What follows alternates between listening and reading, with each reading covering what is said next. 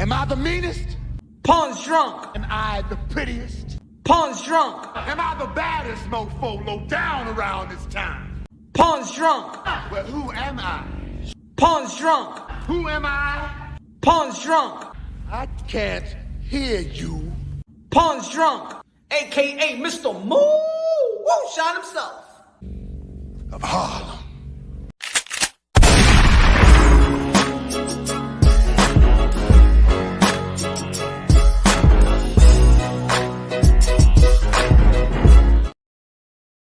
Attention, attention! You already know this is Punch Drunk Boxing, aka Mr. Moo Shot himself, aka el adobo, el sazón, el borracho, el pastor de boxeo. Dímelo, mi gente. Fuego, fuego, guerra, guerra, guerra today. Man, they spoke too soon. They spoke too soon. They should have just waited like a couple of more hours. They should have waited for a couple of more hours so they could get their stuff together, because now they're going to look dumb. Now they're going to look dumb. Hold on, el merenguito para la gente. El merenguito. ¿A dónde están mis latinos unidos? ¡Vamos! ¡Ay, bebé! ¡Ay! ¡Guerra! ¡Guerra! ¡Guerra! ¡Enséñame la cara, maldito palomazo! ¡Vamos, vamos! ¡Guerra, guerra, guerra, guerra!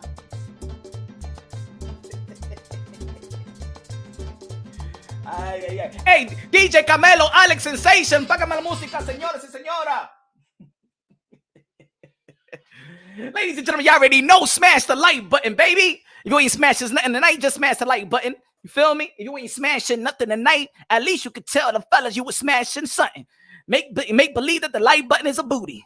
A good booty, Coca-Cola booty. You know what I'm saying? Smash the like button, ladies and gentlemen. Smash the like button. What's up? What's up to the members of the Punch Drunk Boxing? To the members, what's good? What's good? Feel up, feel up, feel up. I voted duck. Using Undisputed versus Undisputed as a decoy, Canelo went from chasing cruiserweights to fighting under his division. Still, hella interesting fight, says my brother. Feel up. Feel up, Albert in the building. What's good, Albert? What's good, Punch? People can't be mad at Mel for daring to be great. Facts. He's daring to be great. You feel me? Everybody always been always saying Canelo Alvarez is doing everything. Canelo Alvarez is the only one that want to be great. But ladies and gentlemen, I've been telling y'all for a long time. Jermell Charlo has carved his own legacy. Jermell Charlo, ladies and gentlemen, let me just tell y'all this. Matter of fact, it's too early for that. It's too early for that. It's too early for me to expose the people. Let me give you a little bit of intro. It's just too early for that. I could do that's easy work. Easy. Fácilmente. Albert said people were taking bout Spence versus Canelo, so they can't be mad at this fight. Facts indeed. Facts indeed. Y la cara mía está bonita. Mira la cara, mira. Mira the nose ring. ¿Te gusta? Mira.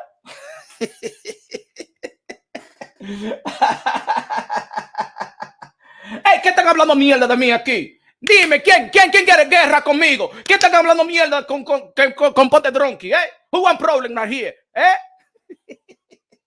Philip, I called it, right?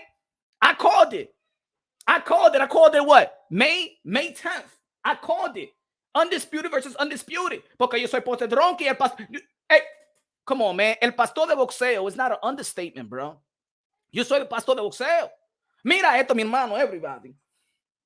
Give me 1 second, my friends. Give me 1 second. Espera, señores y señoras. Let me show some receipts. Dame quítame la gafa. Espera, dame quítame la gafa. Para que me vean bien.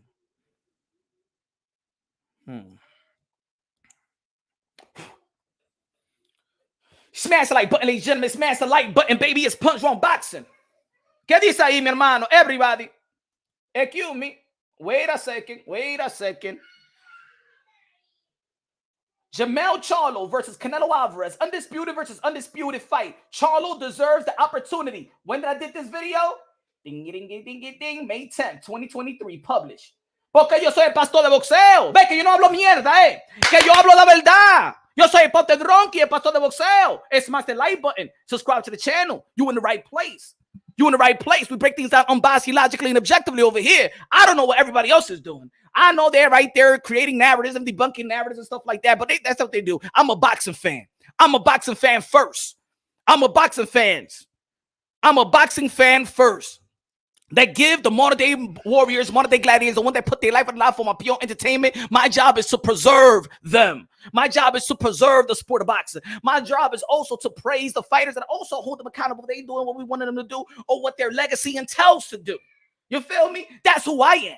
That's Ponte Dronky. I don't know what everybody else is doing out here. I don't know what everybody else is doing right here. He said, Philip, IBFP video had me rolling punch. I said, what the video? Oh, I got something to say about that, guy. So, you know what? Maybe it's my delivery. You feel me? Maybe my delivery is not really getting through him and his peoples and his little puppets. The little puppets of the puppet masters, Your narrative hoes, I'm not getting to them because they don't understand. Ladies and gentlemen, I'm gonna say it like this. Ese tipo is not my enemy. He's not my enemy. Yo, I still look at him. Yo, I believe in God. Everybody here is my brothers. You know what I'm saying? Brothers and sisters, sons and daughters of the Most High. We're just one race. And what makes us beautiful is our culture. We the buffet in on earth. The buffet on earth. Canelo not be time. Let me see what the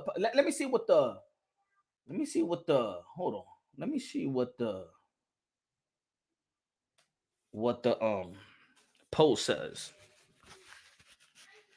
Lord, it's getting hot up in here. Give me 1 second. Give me 1 second. Let me check algo, mi hermanos. Let me check something, my friends. Let me see what we at. Give me 1 second.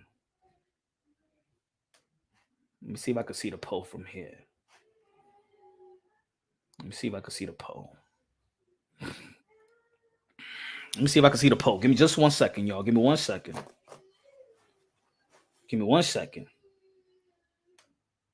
Hold on.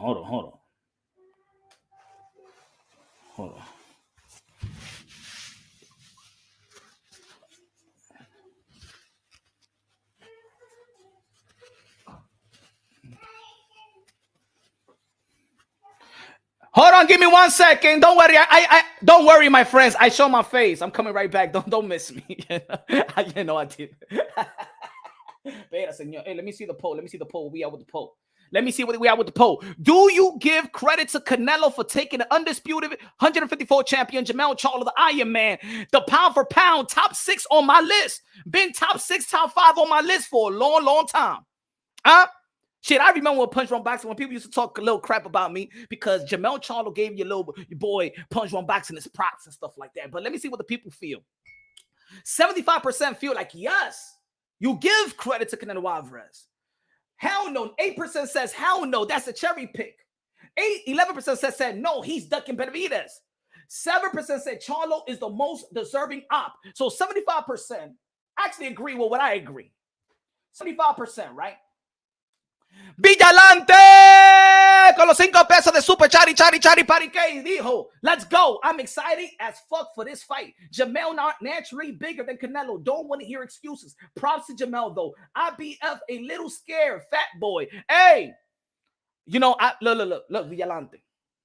I challenged the guy or the trainer, whatever he is. Look, I don't know. I can't say. Don't get mad at me. I'm not trying to diss nobody. I don't know what he is. I don't know if he's a man. I don't know if he's a tranny. I don't know if he's Jimenez. I don't know. You know what I'm saying? I don't know if he's RuPaul. Yo no sé. Yo no sé si es un hombre con pinga. Yo no sé. I'm sorry, una mujer con pinga. Yo no sé eso. I don't know, my friend. Yo no sé eso. No, so I don't know. You don't know. I heard somebody call me que I'm a flip-flopper. Is that what somebody else told me? Did somebody say that Ponce Dronky is flippity floppy? Huh? That's what y'all heard about your boy Mr. Moonshine and la doble sazón del borracho del pastor de boxeo. Huh?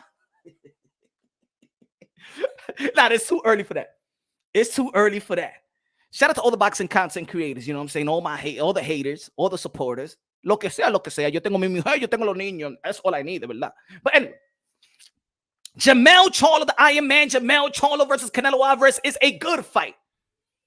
A deserving fight for Jermell Charlo. A man that has carved his own legacy, that never asked for really nothing. The man that went and cleaned out his division. Beating Jason Rosario, el dominicano, el platanero, el mofongo, el manguco, los tres golpes. Jason Rosario knocking him out with a jab. Beating Tony Harrison, which a lot of people even felt that the first fight with Tony Harrison, he actually won. He went back to the drawing board. He was emotional after the fight because he wanted to be great and he wanted to, and you know, he lost. Nobody could take a loss real good. Come on, man. He went right back with the rematch and knocked him out. Brian Castaño that beat Patrick Teixeira, and a lot of people feel that he beat Lara. And it was a draw. A lot of people I felt like Brian Castaño in the amateurs have beaten the likes of Earl the True Spence. Brian Castaño is no joke. From Argentina. Dímelo, Latin America. Argentina. Brian Castaño was no joke. I went to the fight out there in San Antonio, the first one. He's no joke. He beat Earl Spence in amateurs. He beat Patrick Teixeira for the WBO title. And he had a draw versus Lara in which a lot of people feel like he won. So he was no joke. He has a pedigree, an Olympic amateur pedigree that is highly respected around the world. A lot of people didn't know him. Even my predictions to that fight the first time I said, if Jermell Charlo doesn't throw enough punches, it's going to be hard to win that fight. He got the rematch. The rematch. It was not easy. He got the rematch. And then he stopped Brian Castaño. He stopped Tony Harrison. He stopped Jason Rosario. His run of undisputed by becoming and winning all those titles is very, very good.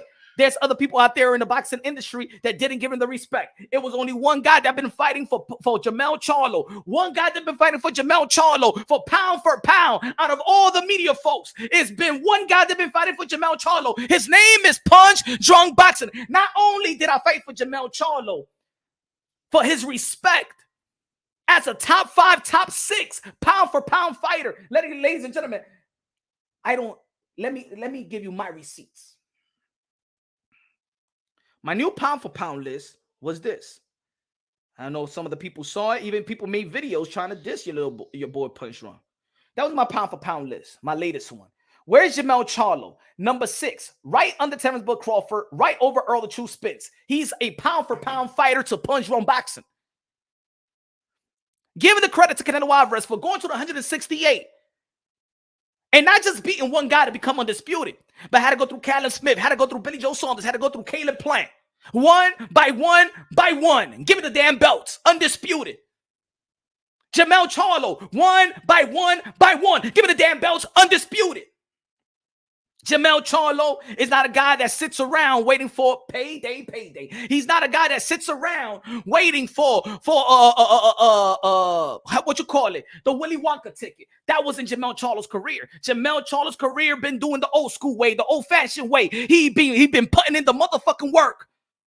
He been putting in the work, just like Canelo Alvarez been putting in the work. And this is why a month ago, because I keep it real. Because I give credit where credit is due. Because first and foremost, I'm a boxing fan and I give credit to the fighters that go out there because in my channel, I say legacy reigns supreme. In my channel, I give respect to those who have legacy reign supreme. Give respect to all fighters for stepping inside that ring. But when you're doing something great, Punch Drunk Boxing got your back. Pause. Let me see. Roy Jr. Jackson in the building. What's good, man? What's good? Stephen Brown in the building. What's good? Smash the like button. Guerra.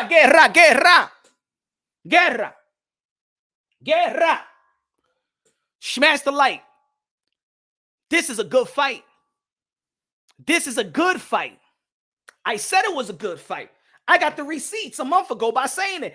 You know what? You know why I got to put the receipts out? because there's other receipts I'm going to put out so you could tell the difference between the real boxing, the real boxing content creators, the real people, the real hosts, the real channel hosts, the real boxing content creators that do it for the sport of boxing, not spitting narrative, not debunking narratives, not letting other channels to dictate my content, not looking at, I'm gonna watch what the LDPC gonna have to say so I could create something. I gotta see what Dante Boxing Nation gotta say so I could create something. I gotta see what Southpaw has to say so I could say something and protect the other fighter they talking shit about. This is boxing here in Punch Drunk Boxing.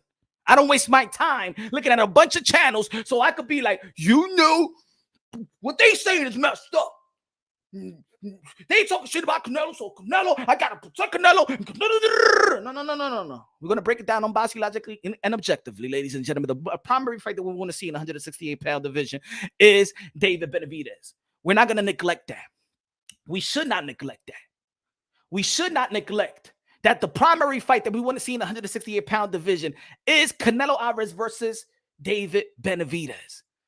But we also can't neglect it's other fighters there's daring to be great. When we focus on Canelo Alvarez only, people forget about everybody else. See, it's not about, this fight, yes, it has everything to do with Canelo Alvarez, who was a pound for pound, but it also has to do with somebody else who's a pound for pound. This is my opinion, and let me break it down for you.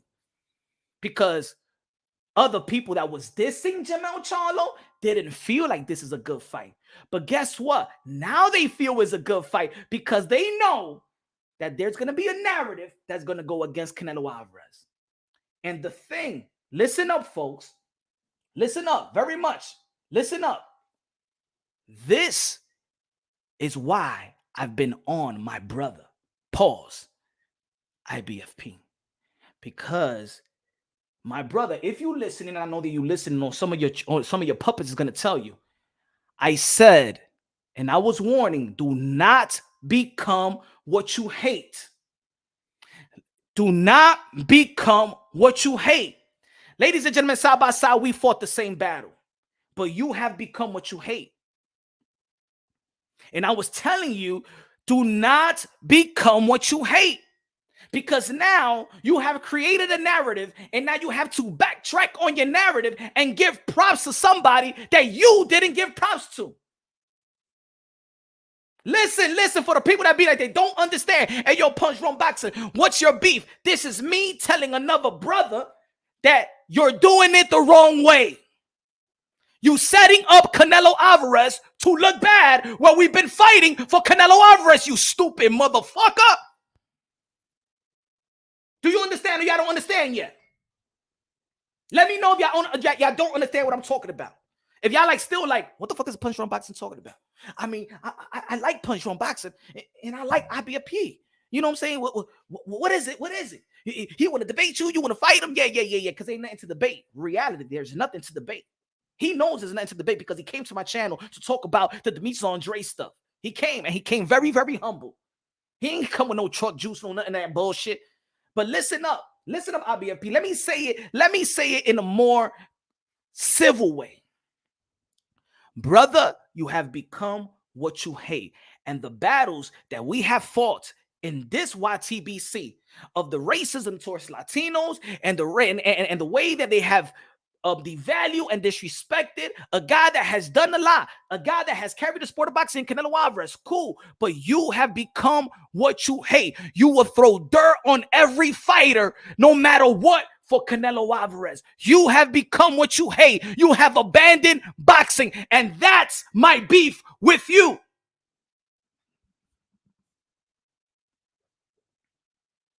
That's my beef. Do you understand? Or y'all don't understand? It's no fake beef. I don't have any beef. I'm checking them.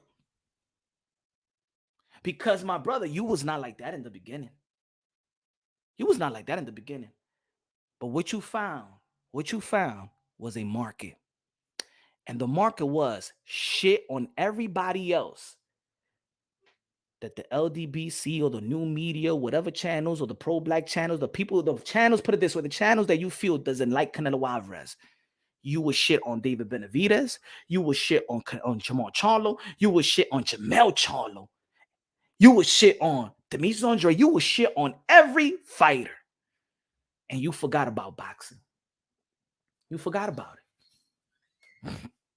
You forgot about it. But we're going to get to you in a minute. Jaime, con los 10 pesos de Super Chari Chari Parique. Anyone that hates on this fight is just a Canelo hater.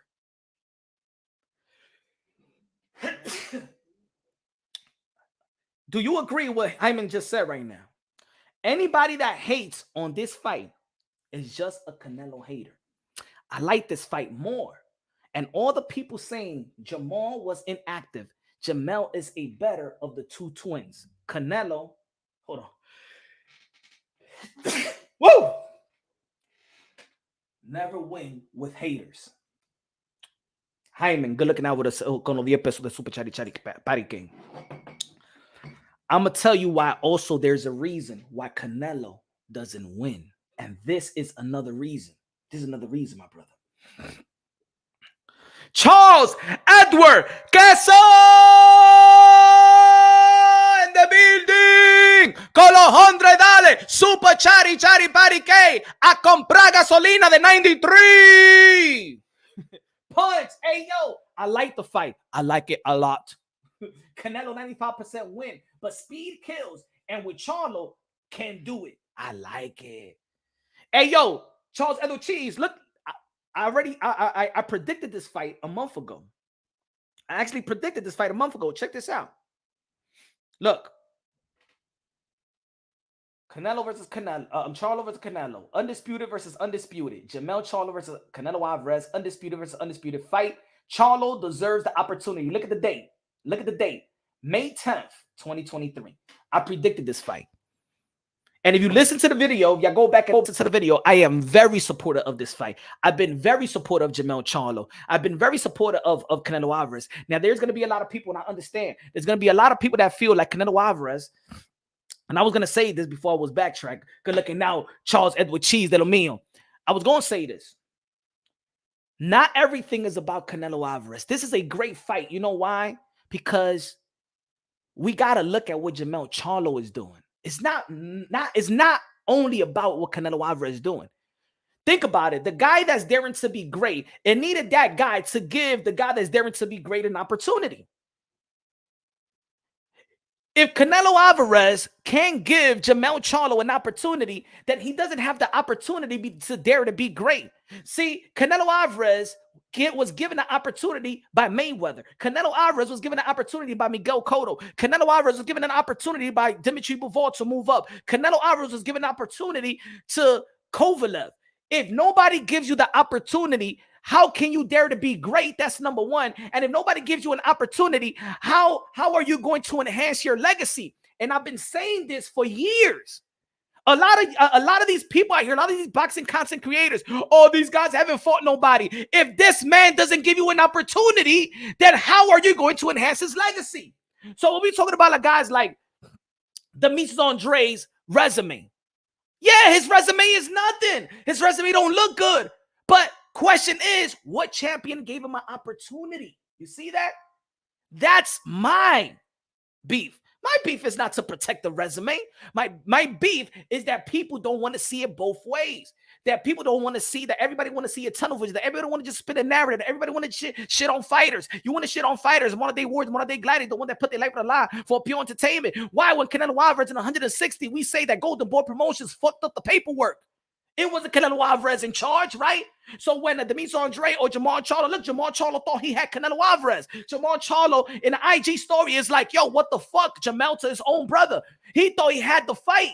See, it's the business of boxing. Jermall Charlo has been out for 2 years. He would have never been out for 2 years if Golden Boy Promotions and DAZN pulled out from the Jaime Munguia fight. But people will say, oh, he hasn't been active. He's not fighting anybody. But guess what? They shitted on him. Guess what? Again, Jermall Charlo had a Jermall Charlo was in the PBC deal that had Jermall Charlo and David Benavidez. And Canelo Alvarez had the DAZN deal that had Dimitri Bivol and Triple G Trilogy. So Jermall Charlo been in position to get a fight with Jaime Munguia or Canelo Alvarez, and both of them did not come through fruition. Is it Jermall Charlo's fault? No. Is it Canelo Alvarez's fault that the 160 pounds in the division there wasn't no undisputed because Golden Boy Promotion didn't do the paperwork? No, it's not Canelo Alvarez's fault. Is it Demetrius Andre fault that Eddie Hearn couldn't get him a fight with Triple G or Canelo Alvarez or Danny Jacobs or Jermall Charlo when they give it a $7 million offer?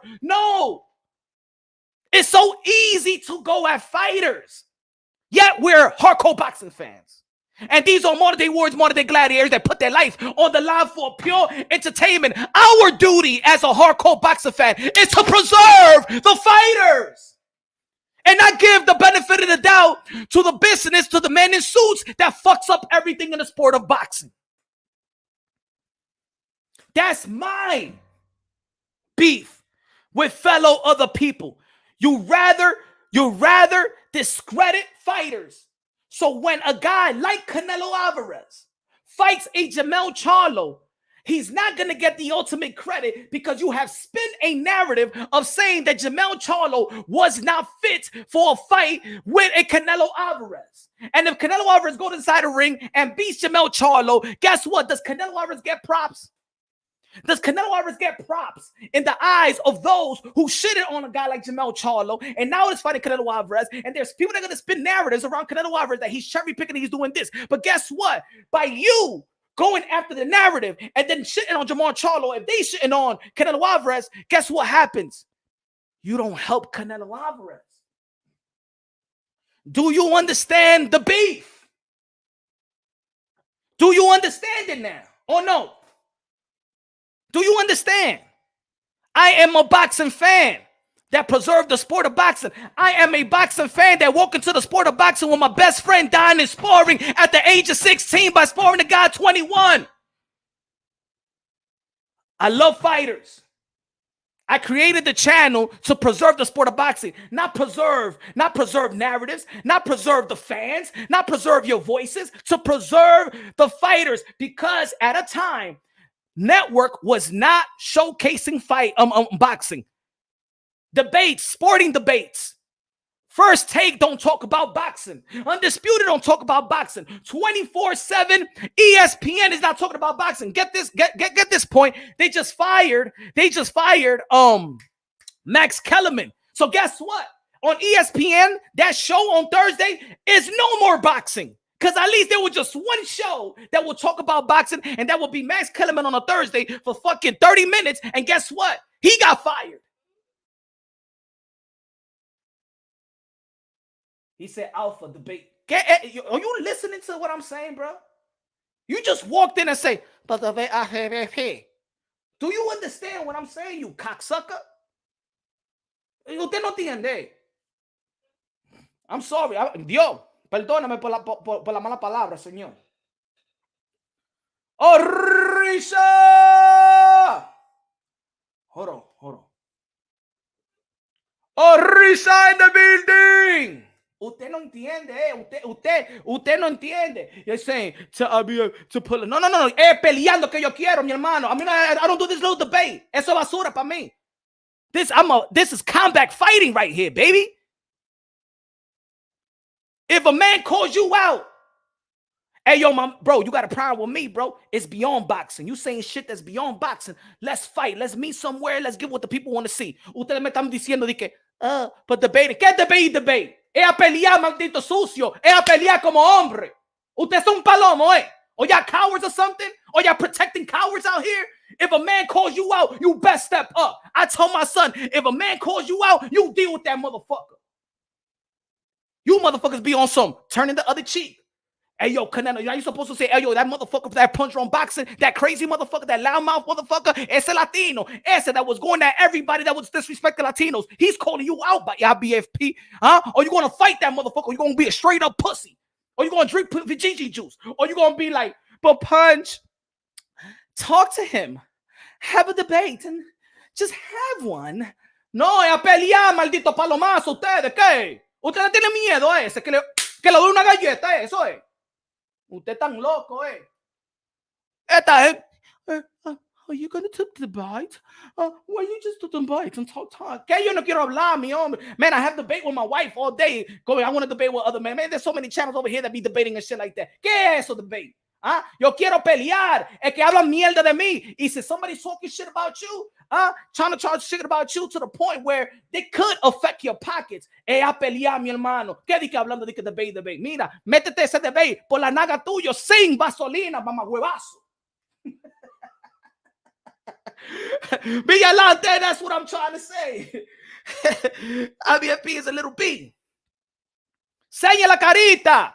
If you got the balls to stand on your words, and you have the balls to call another motherfucker out, and you see the motherfucker's face, and you know the motherfucker's name. My name is Eddie motherfucking Gomez. All right? I want to see your motherfucking face so I know that if we ever cross paths, I have the green light to smack fire out your ass. Oh no, y'all protecting avatars out here. No punch, but what about a debate? I mean, you know, what the fuck do you think this is? You think this is politics out here? You think I'm a Democrat and he's a Republican and we're running for office? Get debate. This is combat fighting talk, baby. This is the fight game. There's people making money. If Saul Peppy can make money out fighting, if Jake Paul and KSI can make money, if Blueface can get in the ring, it's time for the boxing content creators that be here 24/7, that we be uplifting boxing. It's time that we capitalize off boxing and we get inside that ring so we get the ultimate respect. And we're just not a bunch of motherfuckers that talk boxing. How about that? No? That's not what y'all want? That's not what y'all want? That is not the entertainment that y'all want? Can you imagine? Jermell Charlo versus Canelo ALVAREZ. Ooh, September 30th. Ooh, on the prelims. You know, sometimes the prelims ain't nobody talking about. We have IBFP versus Punch Drunk Boxing on the prelims on YouTube, streaming it on his platform, my platform. Everybody capitalizes. Everybody earns some money. And then after the fight, after I whoop his fucking ass, y le doy par de galleta, después we could get a beer and chop it up and maybe call the fight with Canelo ALVAREZ and Jermell Charlo together. Doesn't that sound like a motherfucking plan? Isn't that setting the tone in the community where we're tired of people going at one another and stuff like that? Let's nip it in the bud. Mano y mano. 1-on-1. Like The Rock said with the great one. No es eso que ustedes quieren. Y'all not boxing fans? Oh, you want a little bit debate. Oh, you want guys to talk. Ustedes son palomo, eh? The more that I see people coming to my comment, and I'm saying, this is the hardcore boxing fan. This is boxing. A man calling another man out to fight, and people coming on my channel to protect another man? Not even his baby mama calling me if he's have a baby mama. Not even his mommy calling me. Nobody's calling me in his family telling me, no Punch, don't do it, don't do it. Nuki, don't do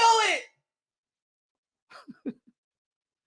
Isn't that the most realest shit? Haven't I shown y'all what real is? Don't you see what I look like? Don't you see it? You know who I am? You know my name? Or you gonna be like, talk to an avatar, Punch. Get yourself like a mental institute. Just talk to an avatar. How he's the realest. You never seen JoJo. You never seen him. How he's the realest. How he's the realest when a man is calling him out. He's a coward, bro. Are you a coward, JoJo? Are you a coward too? You pussy-fied motherfuckers. You gotta be from this era or something. Oh, man, I know you got no kids, bro. If a man calls you out in front of your kids, no son, no son. We turn the other cheek. Somos evangélico. Alabaré. Matter of fact, you pass him a flyer. You pass him a Jesus Christ flyer. Let a man disrespect you and shit like that. Nah. A debate is when it's all about boxing. When you go beyond boxing, when you say some slick shit about personal life, that's beyond boxing. There is no debate. Now you got to answer the call like a man and step up. Do you understand? When it goes beyond boxing, if you want to keep it in the rims of boxing, then it's a debate. When you want to talk about other things outside of the sport of boxing, it's not a debate. It's man to man. Answer to the motherfucking bell. That's what you need to do. If I say, motherfucker, show your motherfucking face to me, you show your fucking face, you pussy motherfucker. That's the way you do it. If the motherfucker want to show his face, he's a motherfucking fraud. He's a bitch. He's a coward, bro. And y'all enabling cowards, bro. Y'all some pussy motherfuckers out here. Y'all enable cowards, bro. I'm calling the man out to fight. Debate him. ¿Qué debate? Métete en debate por el culo de ustedes. You dummies. Is this CNN? What is this? Is this CNN?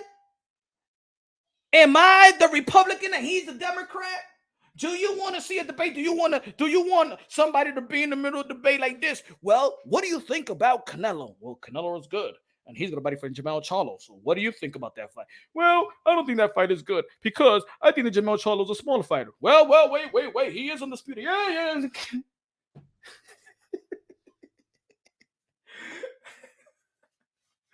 Hold on. Give me a sec.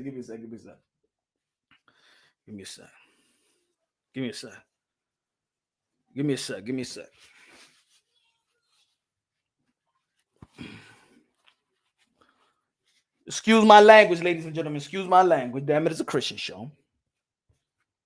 Excuse my language. 20 pesos, Risha Colo, 20 pesos de super chari parike. Yes, sir. The slickest talking beyond the boxing content needs to get those hands. Facts. If you see somebody talking shit beyond boxing and you see another motherfucker call him out, then you're going to have to answer to that man. You have to answer to that. As a man, you don't stand behind a curtain, bro. You don't stand behind a curtain. And I'm still subscribed to my brother. You know why?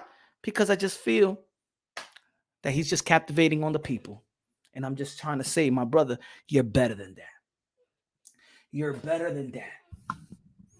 The battle is already won. Canelo Alvarez is cash cow. Canelo Alvarez is the most accomplished fighter in the sport today. Canelo Alvarez is King Nello, aka Cartelo, aka Cash Nello, aka Payday, aka get the fuck out of here, man. The war is won. Con los 2 pesos super chari parique, con Villalante con los 2 pesos de plátano. IBFP, the definition of a key warrior. But they don't see it like that. They don't see it like that. Philip in the building. What's good, man? Philip in the building. What's good, Philip? Jackie, la reina de boxeo. Jackie, con los 5 pesos de super chari parique. La reina de boxeo, Jackie Hernández. Joe Flores, punch, putting on that fire show. Nice. Good looking out, Joe Flores. It got to be fire. I'm the thickest smoke in the YTBC, bro. I'm the thickest smoke. I take on the whole groups. I take on any channel for the strength of boxing to preserve the modern day warriors, modern day gladiators. HLD in the building. What's good? HLD Boricua in the building. I like this. Thank you for saying that. Jojo. He says, stop flip-flopping narratives. Do you want to know the definition of flip-flop, ladies and gentlemen? Now, let me see if little Joey keeps it real. I want to keep you right there so you want to listen. You want to see what flip-flop is? You want to see what flip-flop is? Now, let me paint the picture for you. Jermell Charlo is easy work. Jermell Charlo is just a little bit above average. He's not good and he's not great. He's just a little bit above average. He hasn't done nothing. All he's beaten was a bunch of journeymen. I'm giving you what a flip-flopper is. And I want you to stay there. I want everybody to call out JoJo. If you have a wrench, don't block him. But if he fakes it, if he doesn't say, IBFP is a flip-flopper, I want you to block him. Not yet. I'm going to give you a definition of what flip-flopping is. And this is what I'm keeping my brother, IBFP, from doing. Don't become who you hate. Stop hating on every other fighter. Check this out. Pay attention. Let me school y'all on what flip-flopping is. You're a Canelo Alvarez fan. I'm a Canelo Alvarez fan. That doesn't mean I need to shit on everybody that's linked to Canelo Alvarez. That doesn't mean that you search for all the channels that hate on Canelo Alvarez to build your next video, your next content. Listen what I'm saying. Stay humble yourselves. Even if my haters are here, humble yourselves so y'all can understand the beef. JoJo, I want you to primary stay right there. He says, stop flip-flopping narratives. Now, you know, since day one, Jermell Charlo gets all the props for me. I'm the only one that really got Jermell Charlo on pound for pound. I was the first one to have Jermell Charlo on the pound for pound list. Right? Had him top 5. People thought I was crazy. I said that Jermell Charlo has called his legacy. I did a video about Undisputed versus Undisputed a month ago. Before this announcement, I'm the first one to say this is the fight. Listen up. Is this flip-flopping? Now, when you shit on everybody that's linked to Canelo Alvarez because the channels that hate on Canelo Alvarez use certain fighters to shame Canelo Alvarez, that doesn't give you the green light to also shit on the fighters just so you could get back on those narrative pushers and the narrative pushers subscribers. Because now you are going outside of the sport of boxing and talking boxing and preserving these warriors that's actually earn shit or earn an opportunity of a Canelo Alvarez fight. But the thing is, now you want to shit on everybody else that links to Canelo Alvarez. Let me give you a definition of flip-flopping. Because if you shit on David Benavidez, if you shit on Demetrius Andre, if you shit on Jermall Charlo, if you shit on Jermell Charlo, then when your favorite fighter fights Jermell Charlo, and let's say Canelo Alvarez beats the crap out of Jermell Charlo, just let's say if he does, what does Canelo Alvarez gain? Because you just did a whole fucking bunch of videos shitting on Jermell Charlo, that when you are giving them, the haters, the green light. You are giving the haters the green light to say that Canelo Alvarez is cherry picking. So now there's going to be a bunch of narratives that say that Canelo Alvarez is cherry picking. Because let me tell you like this. If you know this community, the ones that hate Canelo Alvarez, guess this, hates Jermell Charlo. Guess why? Guess why? Y'all forgot? Well, let me be the pastor de boxeo and let me remind y'all. This is going, I'm teaching y'all the lesson. High, low, dímelo con los 2 pesos de salchichón. Gracias de lo mío, high, low. This is why I break things down unbiasedly, logically, and objectively. That's why I don't have to shit on everybody Canelo Alvarez is linked to. I'm sorry, where's JoJo at? Diablo, lo quité para el super chari pariquea. ¿Dónde está JoJo? Y JoJo, míralo aquí. Ahí me mito. Te quiero ahí me mito, JoJo. Listen to me. He said, punch on boxing. Stop flip-flopping. Now, before the announcement for IBFP, I'm going to say for IBFP, he didn't think too much about Jermell Charlo. As a matter of fact, this is what he thought about it before. Before, this is what he thought about Jermell Charlo and Canelo Alvarez. He saw Jermell Charlo as a clown. Let me keep this out right quick. He saw Jermell Charlo as a clown. JoJo, stay right there, bro. Stay right there. I want you to give you a definition of a flip-flopper. That's why I said the motherfucker spoke too soon. Easy work. He drew the same shit he drew on my face. Before this fight was announced, Jermell Charlo ain't nothing but a clown. Not only that he's nothing but a clown by this guy, and the reason why he needs to say this is because he feels that there was going to be narratives that was pushed that Canelo Alvarez needs to fight Jermell Charlo. In all reality, the same people that hate Canelo Alvarez hate Jermell Charlo. Do you know why? Because Jermell Charlo told the world that he does not stand on code when it came to the Deontay Wilder and Tyson Fury. The same people that hate Canelo Alvarez in this community and that IBFP knows is Deontay Wilder fans. Jermell Charlo said that Tyson Fury, it wasn't race that beat you, it was skills that beat you. And if you notice, Jermell Charlo and Deontay Wilder was talking tough talk. They were talking gunplay towards each other. Do y'all remember that? Yes or no? Did y'all remember that? Yes or no? I'm telling y'all, the same people that hate on Canelo Alvarez is the same people that hate Jermell Charlo. The same channels that hate Canelo Alvarez is the same channel that hate Jermell Charlo, because Jermell Charlo stood on his own 2 feet. He did not race bait and said that Deontay Wilder got his ass kicked, that it was skills that beat his ass. Pause. And Jermell Charlo and Deontay Wilder was talking gunplay, dangerous gunplay, where entourages was about to talk to another entourage. Do you remember that? Yes or no? Do you remember that Jermell Charlo also he was throwing shots at guys like Blue Bloods? Did you remember when Jermell Charlo was throwing shots at Champside and all these guys? Do you remember that? Yes or no? The same people that hate Canelo Alvarez hates Jermell Charlo.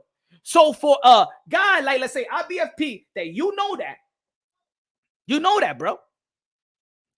Not everybody wanted this fight. Not everybody vouched for Jermell Charlo. Did y'all remember that? Remember they was calling Jermell Charlo a coon. Matter of fact, remember they was calling Jermell Charlo, they was dissing also his wife. Did y'all remember that? Remember they were saying that Jermell Charlo don't like black women, that Jermell Charlo like his Latina women. And his wife is Mexican and Latinas. And they were shitting on Jermell Charlo because he has a Latina wife. Did you remember that? Yes or no?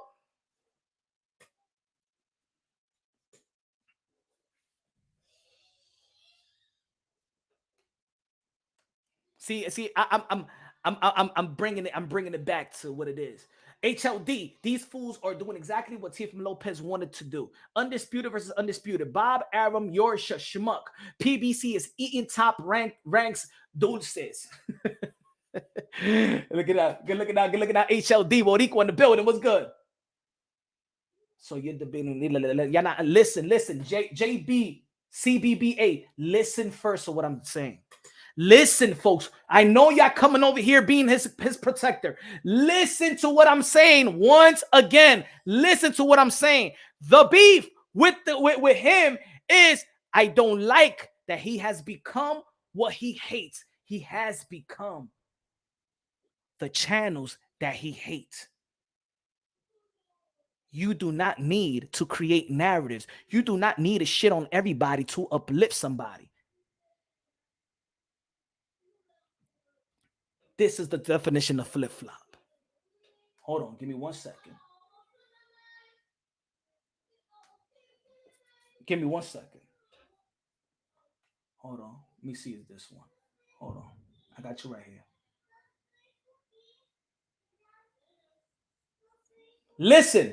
Listen what he thought about Jermell Charlo before the fight with Canelo Alvarez. He needs to shit on Jermell Charlo before fight with Canelo Alvarez. And then he needs to switch it up. Then, because Canelo Alvarez is giving him the opportunity, and Canelo Alvarez is going to get a bunch of negative narratives about him cherry picking and stuff like that, then IBFP needs to say that he likes the fight. Listen up. Jojo, this is flip-flopping. So at the end of the day, don't talk to me about your boxing ability, because you're a slightly above average fighter fighting in a very weak division. So you won 3 of your belts with journeymen who had already been knocked out. What are you proud of? You're king of a weak division. You've never fought an elite fighter. You never fought a killer. I mean, what are we talking about? Jermell Charlo is vastly overrated.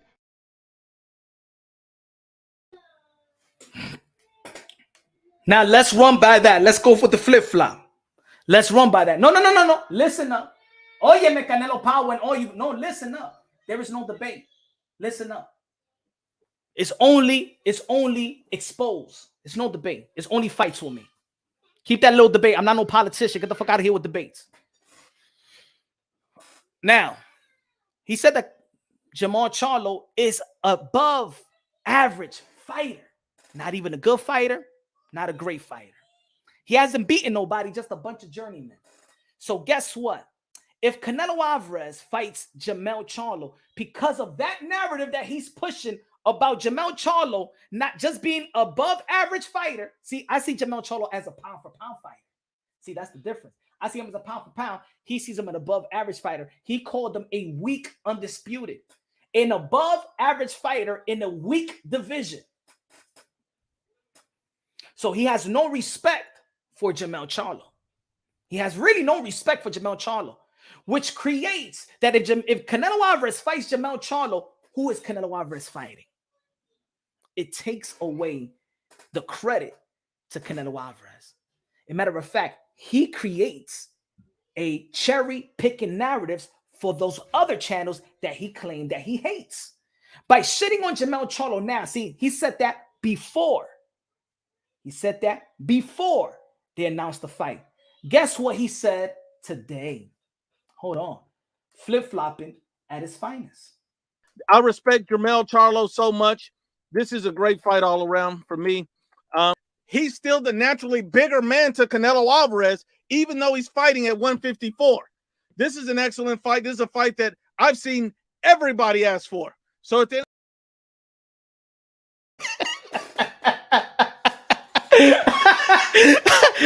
hey, yo, my brother, it can't get no flip-flopping than that. It cannot get any flip-flopping than that.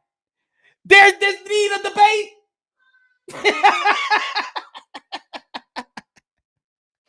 Hey, yo, my brother, if I were you, you don't got jokes like me. You don't got jokes like me. You can't break down boxing like me. You don't got the respect for fighters like me. You can't deliver the shit like me. I'm the wrong one to fuck with. Trust me. I'm the wrong one. I'm the thickest smoke in the YTBC. Don't fuck with me, bro. I'm just telling you as another brother, do not become what you hate. Where is JoJo? Where is JoJo?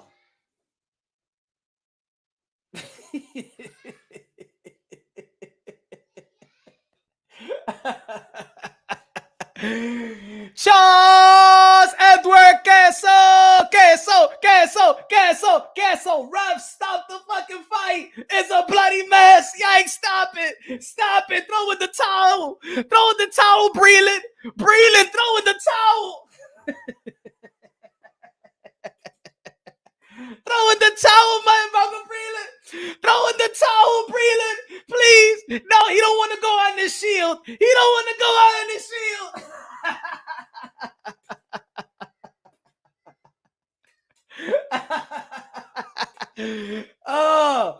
Oh yeah, I'm a fighter now. Yeah, always been a fighter. I never been a politician. I see you debate other YouTubers before. Why not? Because I want to fight them. Why? Hey, yo, why these pussy motherfuckers is coming over here telling me to debate? I'm no politician, bro. I want to fight. Que yo quiero pelear, mi hermano. ¿Qué te pasa con ustedes? Que yo quiero pelear. Y eso es problema, eh.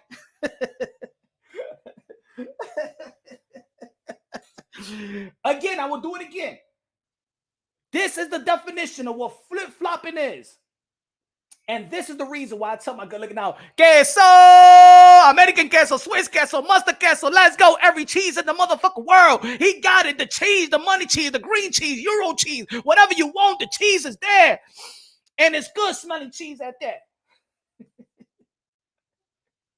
Check this out. I'm gonna say the definition of flip-flopping. And my brother, I understand. And like I said, I understand your hustle, bro. I understand it, bro. I can't knock the hustle. What you gonna prove by fighting? It won't change. What I'm gonna prove by debating. What I'm gonna prove by debating. Do you know? Let me tell you something. You know something about debate. Debating don't mean that I need to agree with whatever I'm debating. I could debate anything. Motherfucker, you ever went to school and did debates? You debate whatever. It's like a lawyer, right? A lawyer, he could be a prosecutor, he could be a defender. He might believe that the guy that she or he might believe that the guy that's representing that he's representing is a killer, but their job is to prove that he's not a killer. You understand that? That's a debate. A debate holds no weight. Debate, and what is the debate about? What is the debate? You ask guy that's coming over here that's asking for debate. What do you want me to debate?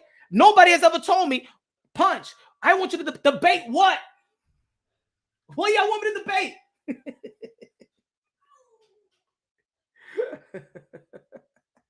What y'all want me to debate? Y'all mad that I'm calling y'all? Y'all mad that I'm calling dude out? Y'all mad that I want to slap him up? Y'all mad at that? Damn, bro. Hey, yo, matter of fact, man, hey, yo, IBFP. I like that you have your little puppets out here coming to my chat. I know you trained them very, very well. That's how I respect you, because you're a hustler. I love how you train your puppets real well. You train a couple of them real well. I love the way they protect you, man. They protect you. I like that. I like that. You know, and shout out to all the boxing content creators that got their subscribers and protect them to the fullest. I like that.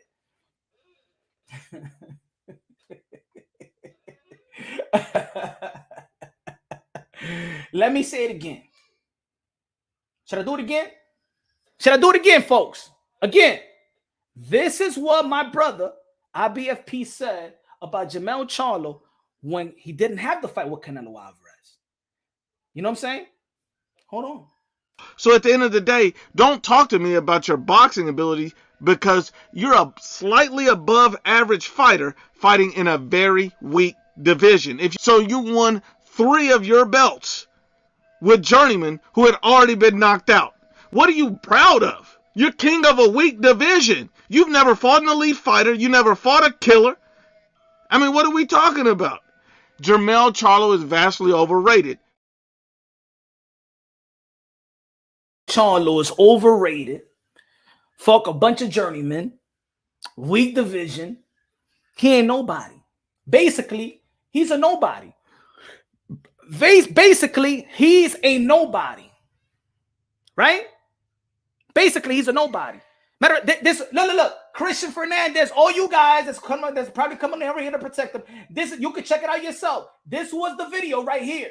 Go check it out for yourself. If y'all want, go check it out. As a matter of fact, I'm promoting him. He had Jermell Charlo looking like a clown. He discredited everything that Jermell Charlo did. He's discredited everything that Jermell Charlo did. So put it this way. Now, peep this. This is what happened when spinning a narrative goes wrong. When spinning a narrative goes wrong. You know what people gonna say now? IBFP, pero you don't think nothing about Jermell Charlo. He a bum and all that stuff. He only for basically he's nobody. He's a weak champion. He's just above average. He's not good nor great. So who Canelo Alvarez is fighting, my brother? Who's Canelo Alvarez fighting? You have taken the credit of Canelo Alvarez. So now you know what the people going to say? That Canelo Alvarez is scared of David Benavidez, is scared of everybody in 168, is avoiding everybody in 168, is picking the weakest. You got 3-fight deal, and you have picked the weakest link out of anybody in PBC. Basically, that's what you're saying for a potential fight. He didn't pick David Benavidez. He didn't pick Demetrius Andre. He didn't pick Jermall Charlo. He picked not even Earl Spence. Nobody was talking about Jermall Charlo. Punch Drunk Boxing was. Because Punch Drunk Boxing give credit where credit is due. I seen that Jermall Charlo is great. So for me, this fight is good. And if Canelo Alvarez beats Jermall Charlo, I'm still giving credit to Canelo Alvarez. And I'm giving massive credit to Jermall Charlo for daring to be great. And Canelo Alvarez is giving the opportunity to a guy that has carved his own legacy. And matter of fact, in accomplished wise, Jermell Charlo may be the most deserving. He's probably more, his accomplishment entails that he's more deserving than his own brother, maybe more deserving than Demetrius, maybe more deserving than Earl Spence. He's an undisputed. That's why it's undisputed versus undisputed. When they announced the fight, this is what you said today about Jermell Charlo, because you know that the haters of Canelo Alvarez is going to come after him. And then this is our job, right? This is what we've been doing, right? We've done this together. We've done this together. We have debunked these damn narratives. But guess what you've done?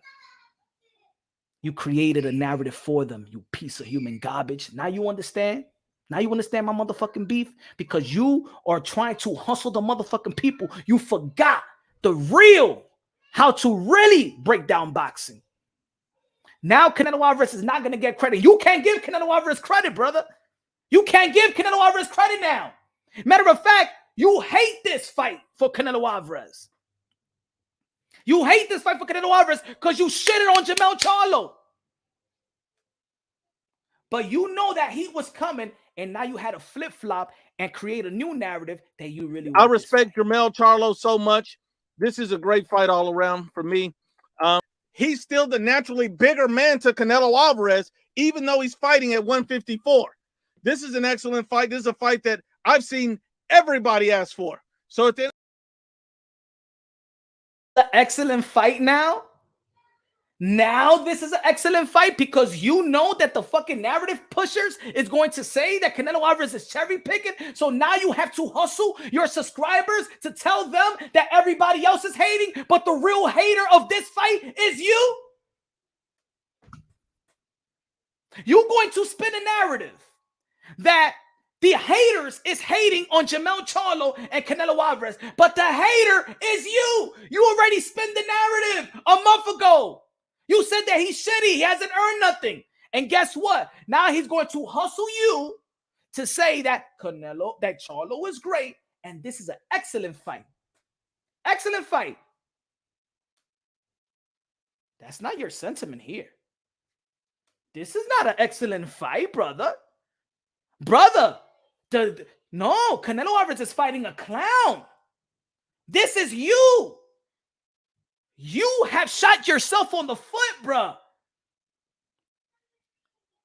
You have made Jermell Charlo look like a clown. Your narrative don't work. I called out your hustle. There you go. Do you want to support this hustle? Then get hustle like a hoe and hooker's point. Go ahead. Like a hunch point. Go ahead and get hustled. He don't think that this is a good fight. But what he's going to do on his channel is tell you how great Jermell Charlo is right now. How much you want to bet. He's going to tell you his accolades. He's going to tell you his ring IQ. He's going to tell you his movement. He's going to tell you that he got the train of the year in Derrick James. He's going to tell you about Joan Guzman. He's going to tell you that he's bigger than Canelo Alvarez. As a matter of fact, listen to what I'm saying. He's going to go back that this fight should have happened in 154 in 2014 when Canelo Alvarez was number 1 and Jermell Charlo was number 2 and Demetrius Andre was the champion. How much you want to bet? Now, your narrative pimp needs to create and needs to clean up the mess that he's made. Now you understand what I'm talking about. Now you have made Canelo Alvarez look weak, stupid, and you call yourself a Canelo Alvarez fan. You made Canelo Alvarez, you made our guy look weak. Now, if somebody comes to your channel and tells you that Canelo Alvarez is afraid and stuff like that, you can't get mad. Don't twist it on them. Nah, it's you. Hold on. And then let me debunk this narrative as well. Hold on. Give me a second. Give me a second, bro. I love you, though. I love you, bro. I don't hate you, my brother. Look at me. I don't hate you. And I can't look at you. Look at me. I don't hate you, my brother. I just don't want you to become who you hate. People say, why do you ask to see somebody's face? I see his protectors saying, why do I have to see somebody's face? Does he ask other people to show their faces? Why does he ask other people to show their face and he can never show his face? Y ese falta de respeto. ¿Y quién grita? Tú como un rey. De que show your face, but you don't want to show your face? You want to know who you talking to, but you don't want to know people that you don't want other people to know who they talking to. Check this out. For y'all to say, oh, why you want to see somebody's face? Hold on. Let me see everybody backstage to make sure that it's not any of them punch drunk fanboys. Go ahead and show me something that you're real backstage to make sure I can see your face or something. When you have a panel, you want to see people's faces, but you don't want to show your face. So you know the importance of knowing who you talk to, but you don't want the same people to talk to know who they talking to. Yes, vaina. This motherfucker want people to show their faces, but he don't want to show his face. Who the fuck this guy think he is? Wizard of Oz? He has a tigre. Hey, yo, this guy think he's Wizard of Oz. Because he's telling people to show their faces. He has the balls. He has the particular fortitude to tell other people, show me your face, but he don't want to show his face. Ese palomo. That's your narrative, pimp. Let me put it again for y'all. Tell me, this is the most hypocritical shit that he have said today. He burned himself so much to the ground today. He should have gave it a day. He should have gave it a day. Hold on. Diablo IBFP, you got some nerve to tell people to show their face when you don't want to show yours. And you don't want people to know who they're talking to, but you want to see the face and you want to know who they're talking to? Hold on. Let me see everybody backstage to make sure that it's not any of them punch drunk fanboys. Go ahead and show me something that you're real backstage to make sure I can see your face or something. Show me something that you're real. Show me something. That's what we want to see from you, bro. Show us that you're real. Show us that the way that you talk is probably the way that you look. Show us that you got heart to show your face, because the shit that comes out your mouth, you know what I'm saying? Somebody should be able to answer you. You should be accountable for the shit that you say, or at least somebody check you if they see you in person. But you a clown. You a pussy. You want people to show you their face, and you don't want to show your face. You must be one of the most hypocritical motherfucker in this community. How dare you? Mira, we're gonna block this guy because he's already, that's it. He's in his asshole. We can't have you like that. You're mentally ill. If you don't see all this exposed, if you don't see all these red flags, dime mi gente, usted tan estúpido ahora me mito. No, yo no quiero estúpido. Hey, yo, look, we're here to agree and disagree. You don't gotta be a subscriber or a follower of Punch Drunk Boxing. But if you here and you're seeing the facts right in your face and you're acting dumb, nah. Y'all some crazy dudes now. Y'all some Bellevue Hospital type of patients. I don't need that here. Some of y'all gotta be like, hey, yo, Punch got him right there. Y'all gotta be real. If y'all don't want to be real, so get the fuck out of here. Because I know y'all got played already. I'm letting y'all know y'all already got hustled. That does not mean that he don't know boxing. That means is that he's become what he's hate. He's gone too far in letting these other guys dictate what he's gonna do next. I watched a little bit of his live, not the other live that people was hitting me saying that he was live talking shit about me and made it live. I didn't see that live. I'm looking all over for it. I don't know where's that live at. I don't know if he turned it off like a Kaka TV turned the live off. I don't know. Villante, IBFP, a clown, scared little nerd. He probably is. I think he is. You want to accept the challenge. He probably gives his super chat back and be like, hey, yo, go to Punch Drunk Boxing and tell him that I don't want to fight him. Go to Punch Drunk Boxing. He's live now. Please. Protect me. Tell him I want to debate.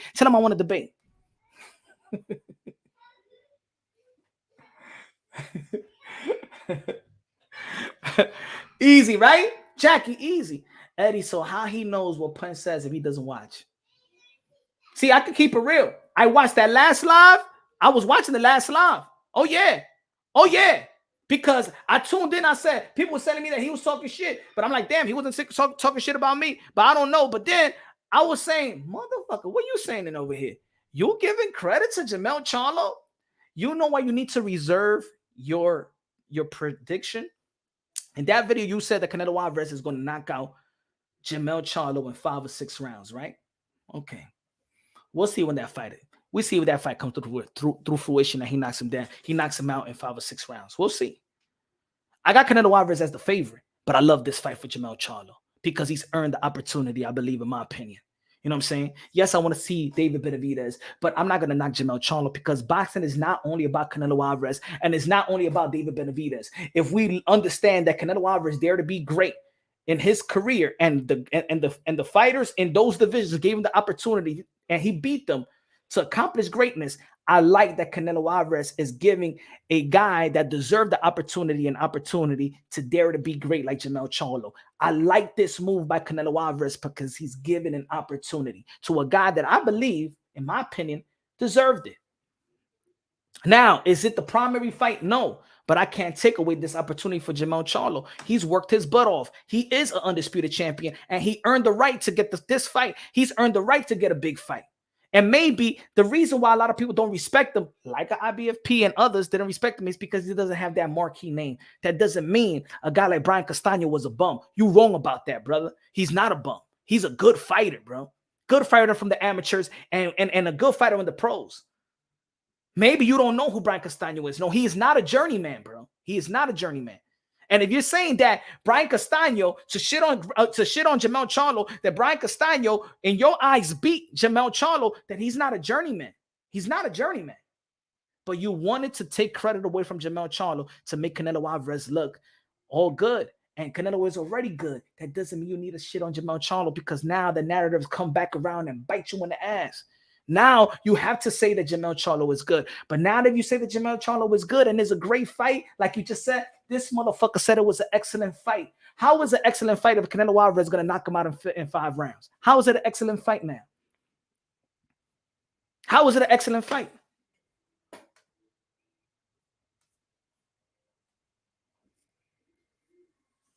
But let's go. I think we're talking too much about that.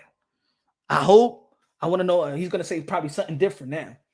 But anyway, this is a good fight for Canelo Alvarez. I mean, for Jermell Charlo. This is a great fight, more for Jermell Charlo than any other fight. This is my receipts. This is what I think about the fight. I was the first. I was the one that wanted this fight or respected this fight. Charlo deserves the opportunity. May 10th, 2023. Where we at? We're in June what? June 30th? Those are my receipts. I'm sorry, my brother. I'm sorry, my brother. I'm sorry. Hold on. I got you right here. I'm sorry, Kings of the Commonwealth. Kings! Oh, and I'm sorry, Leonardo Diablo. I missed that one. My phone. Kings of the Commonwealth! IBFP is my op now. Punch Army. We going to war! Guerra! Guerra! Guerra! Guerra! Guerra! Guerra! Que looking after the dos pesos de Sachicho. Leonardo Rodriguez. No one had a problem with Mikey coming up 2 weight classes to fight top 3 pound for pound Earl True Spence. As a matter of fact, I did have a little problem with that. I did have. I'm not gonna lie, but I gave credit to Mikey Garcia. I said Mikey Garcia was there to be great. You know what I'm saying? I said, but I thought that Mikey Garcia was gonna perform good too. I didn't shit on Mikey Garcia. I thought he was gonna perform good. You know what I'm saying? As a matter of fact, I think that Earl of True Spence, he showed me that I think I lost confidence, or I didn't believe in Earl of True Spence, especially after that fight. I didn't think he needed to go a whole 12 rounds with a guy like Mikey Garcia. That was not a freak of nature. You know what I'm saying? He was not a freak of nature to me.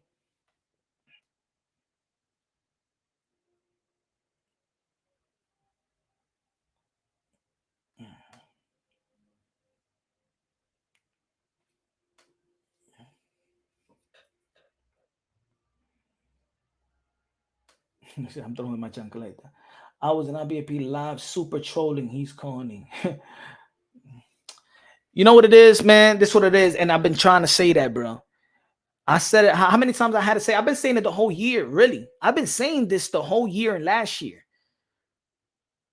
Don't become who y'all hate. People are comfortable with the lie. For how many years I've been saying that for the people that have been familiar with the channel? People are comfortable with the lie. You don't have to be that, my brother. You're smart enough. You're smart enough. You know boxing. You know why I know that you're smart enough and you know boxing? Because I follow you. I think me and IBFP started our channel or started ringing bells probably around the same time, right? Because people used to come to my channel and be like, yo, you should collab with IBFP. I've hit IBFP in the past and be like, hey, yo, let's collab, because people used to DM me and be like, yo, you should collab with IBFP. People used to be like, hey, yo, Punch, you should collab with Showbiz. People used to hit me up and say, and I'll be like, because I'm a cool cat, you know what I'm saying? I'll be like, yo, people want to see it, let's collab and shit like that. Let's collab and let's elevate the sport of boxing. You know what I'm saying? Trey Gates said Punch is that dude that always speaking facts. IBFP always shits on fighters, and when Canelo fights them, he switches up. He did the same thing with Caleb Plant and Saunders. You see? And that's what we're talking about. That's what we're talking about. It's not about boxing no more, bro. You know what I'm saying? And that's what I was saying. You hustling the people out there, man. See, I could give praise to Charlo, to Jermell Charlo, to Canelo Alvarez, to the Demetrius Andre. You could give props. What you're not gonna say is that they are as great as Canelo. They are more accomplished than Canelo, or just as accomplished as Canelo. Look, there's always gonna be a particular great fighter in every era. There's going to be your Canelo. There's going to be your Tyson Fury. There's going to be your Naoya Inoue. There's going to be your Manny Pacquiao. There's going to be your Floyd Mayweather, your Oscar de la Hoya, your Shane Mosley, Tito Trinidad, Miguel Cotto's of the world, and stuff like that. You're going to have your young crop of fighters like a Teofimo Lopez, like a Shakur Stevenson, like Bam Rodriguez that's doing a wonderful job. You're going to have these fighters, you know what I'm saying? That doesn't mean you need to shit on everybody, because if you're a fan of one fighter and you think that everybody else is shitty, your favorite fighter is never going to earn the damn respect. And if you're going to be the one that shits on, let's say, for example, Jermell Charlo, and Canelo Alvarez beats him, now you have made Canelo Alvarez look weak. Now you can't get mad at the narrative pushers that truly hate Canelo Alvarez, that was waiting to spin this narrative.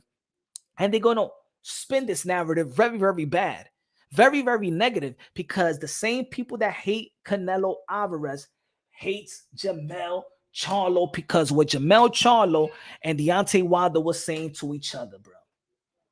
The same channels that hate on Canelo Alvarez hate Jermell Charlo.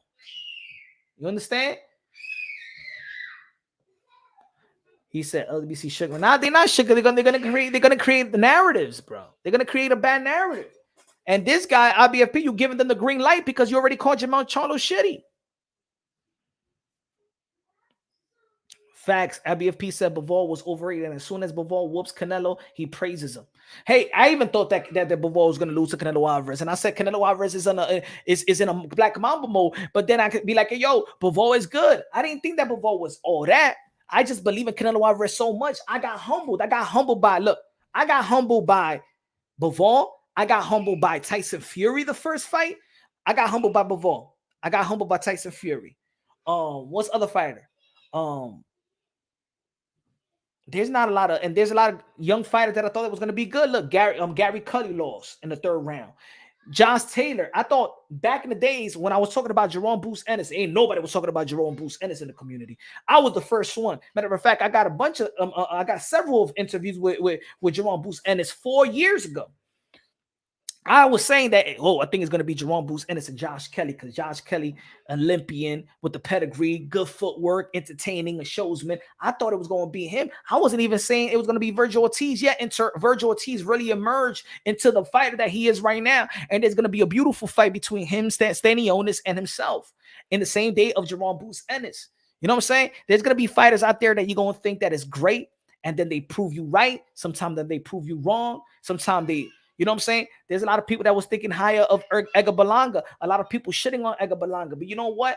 I reserve myself from shitting on Edgar Berlanga because he's still undefeated. Why are we talking like this guy's a loser? Chill. Let's relax. All right. He's not a Canelo. He's not a Jermall. He's not a David Benavidez. He's not a Jermell. He's not a Triple G. But why are we shitting on this young man like if he lost a bunch of fights? Like if he's shitty? Like why we... This is another thing that I don't like. Why we shit, and I'm gonna give you an example. I don't think that Edgar Berlanga is all that. I think he has a lot of holes in his game, right? But why we shit on how they promoted him? because that means they did a great promotional job. Don't hate the hype. That's not him. Don't hate the hype. Hate the promotional company that hyped them up. You know what I'm saying? But this is why it's so hard for us to find a poster boy for American boxing, because we're always hating on everybody. We hate on everybody. So when somebody wins a fight, we shit on that win because we hate on everybody. That's not fair. Think about it. This guy became undisputed and he beat quality opponents. It might not be your Winky Wright, but maybe Jermell Charlo is the Winky Wright. It's almost like back in the days when it used to be like that Roy Jones Jr. never fought nobody. And he beat Bernard Hopkins, and he beat James Toney, and he beat everybody, all the #1 rankings. To earn all those titles, you had to beat a bunch of champions. And they used to say in Roy Jones Jr. heyday that he's not fighting nobody. And once he beat James Toney was regarded pound for pound. 1, 2, 3, you can flip it around at the time that Roy Jones Jr. beat him.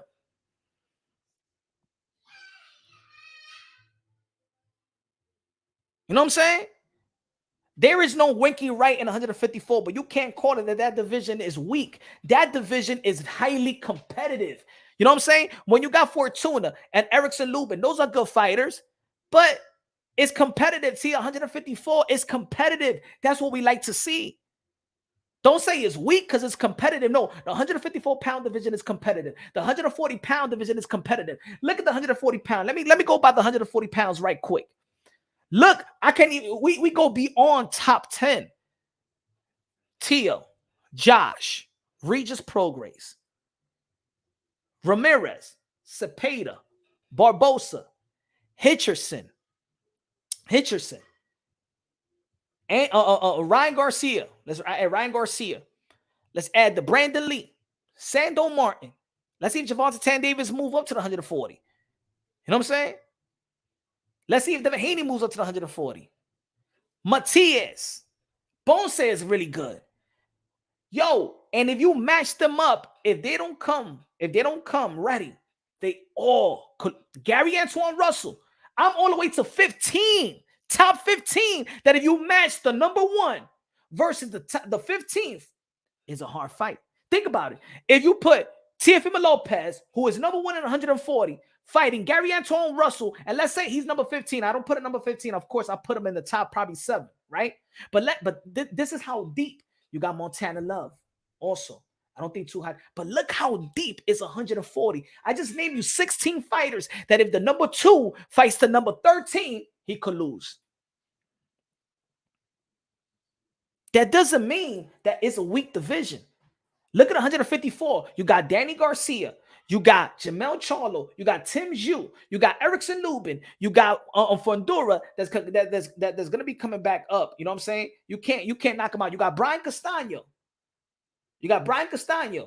Who else you got? You got Tony Harrison. We can't say Tony Harrison because he lost, and Jason Rosario retired and stuff like that. Clayton.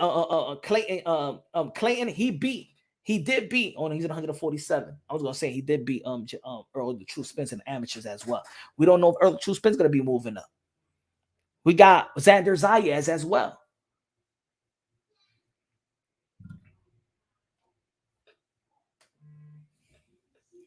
He said, yo, Punch, the difference between you and IBFP is that you go and get the info from the pros, unlike IBFP, whose sources is from the internet, like Spence said. You put in the work for the boxing audience.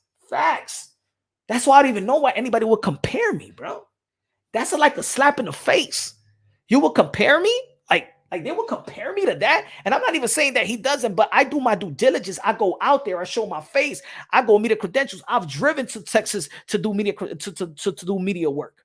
I'm speaking. Look, when I wanted the answer of David Benavidez and Canelo Alvarez, right? The contract. What's the first thing I asked to Steven Espinoza? I gave the boxing world. Nobody asked Steven Espinoza the question. I had to ask Steven Espinoza during the Earl Spence and Bud Crawford press conference. I asked Steven Espinoza. I said, forget about Bud Crawford, Earl the True Spence. Everybody's hogging them. I'm gonna go to Steven Espinoza. Let's ask about this contract about David Benavidez given to Canelo Alvarez. I had to ask the right questions. Look at the Teofimo Lopez interviews that I have. Ladies and gentlemen, I advise fighters. I've helped fighters get signed. Thanks to y'all.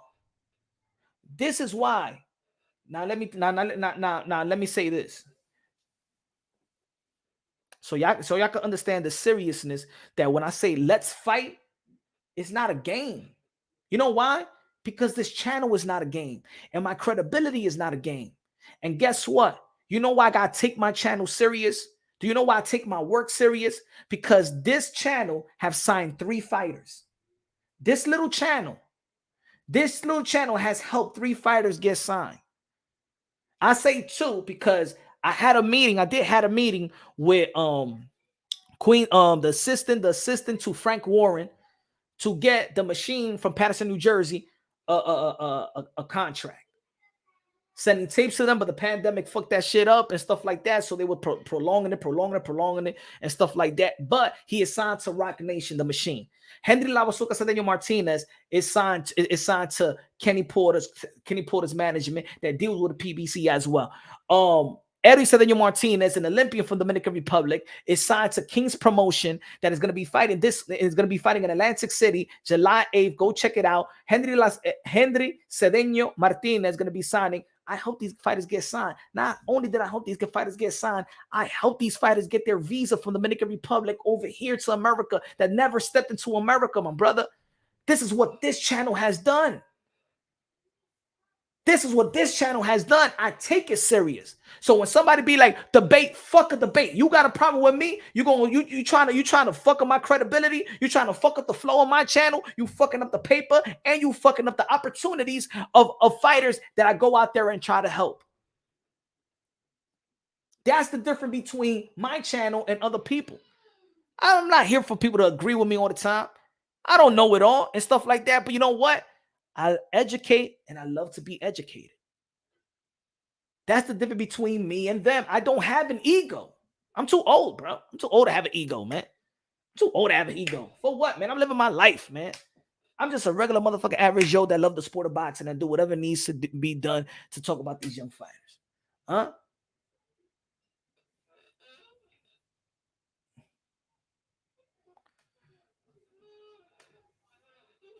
Say, what's up, John Boxing Pound for Pound? What's good, John? He said, not a big fan of yours. Some of your content isn't for me, but I've learned to respect your work and stay consistent. Thanks, my brother. You know, of course, man. Like, yeah, me and John, we had it going back and forth and stuff like that. At the end of the day, bro, not everybody gonna agree with everybody. If you have good dialogue, see, this is one thing I said for a long time, and everybody follow the channel. I said this for a long time. I don't like the debates. For me, debates is whack. Because anybody could debate something. That doesn't mean they necessarily believe in what they're debating on. A debate is a debate. You know what I'm saying? I could debate. Look. I could debate how Bud Crawford is better than Earl the True Spence. I could debate how Earl the True Spence is better than Bud Crawford. I could debate that. I may believe, pay attention, I may believe that Bud Crawford is better than Earl the True Spence. Yet I could debate that Earl Spence is better than Bud Crawford. See, that's a debate. A debate is not necessarily telling me that you believe and you standing on your word and you standing on what you believe on. That's not a debate. Believing is not a debate. A debate is I got to convince you to believe what I'm saying. That's a debate. So me, I have dialogues because with dialogues, you create, you solve problems. You solve issues. You create a plan. You make something better. That's a dialogue. To have a dialogue, to have an understanding and how to advance whatever we're talking about, advance our job, advance us as a human race, advance us as a society, advance our schooling and our education, advance. That's what dialogue has, to understand each other, to uplift one another and come up with a plan to make a certain place a better place or a better environment. That's a dialogue. So I like to have if y'all want to talk to me and on the panel, we have dialogues about a situation. How we going to fix boxing? How we going to help boxing? Huh? You know what I'm saying? How we going to help these young fighters? How we need to stop shitting on every fucking damn fighter and then ask for the promoters to put these fighters. But guess what? We downplay these fighters so much. It's probably the reason why we still haven't had Demetrius Andrade versus Jermall Charlo. We downplay these fighters and boxing so much that it was Tim Smith for PBC a year ago that said that they can't put the fight with Earl the True Spence versus Bud Crawford because their fans is going to steal the fight. We're sending a message out there that we don't want to buy for the pay-per-view. We send a message out there that we want to steal. We want to steal the pay-per-view. We send a message out there and call this fighter a bum and call this fighter a bum and call this fighter a bum. And then when I ask you who's the American poster boy for boxing, we're like, our heavyweight is hated, Deontay Wilder. Our young fighter in 140 pounds here from Lopez is hated. Gervonta Tank Davis is hated. We say that Bud Crawford, his undisputed run is the weakest. People say that Jermell Charlo undisputed run is the weakest. We say that Devin Haney is the weakest. They say that Ryan Garcia is a bum. We say that everybody is a bum in America. So is everybody a bum? Then who the fuck is good? And then if somebody beats these bums, how can we say that that guy is good if we say that these guys are bums?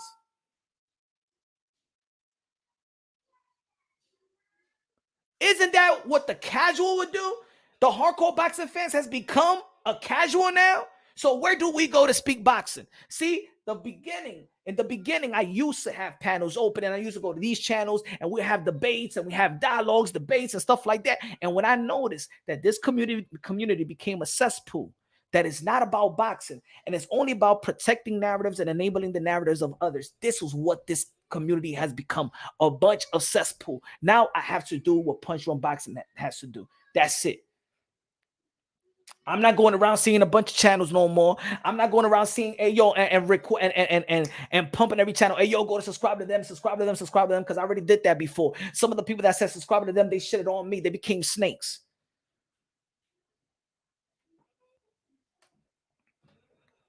Dímelo, Tony. Dímelo, mi hermano, ¿qué es lo que?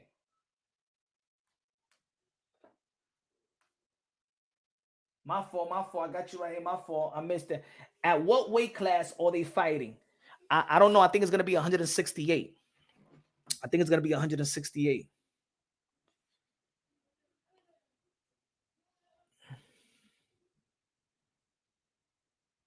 I think it's going to be in 168.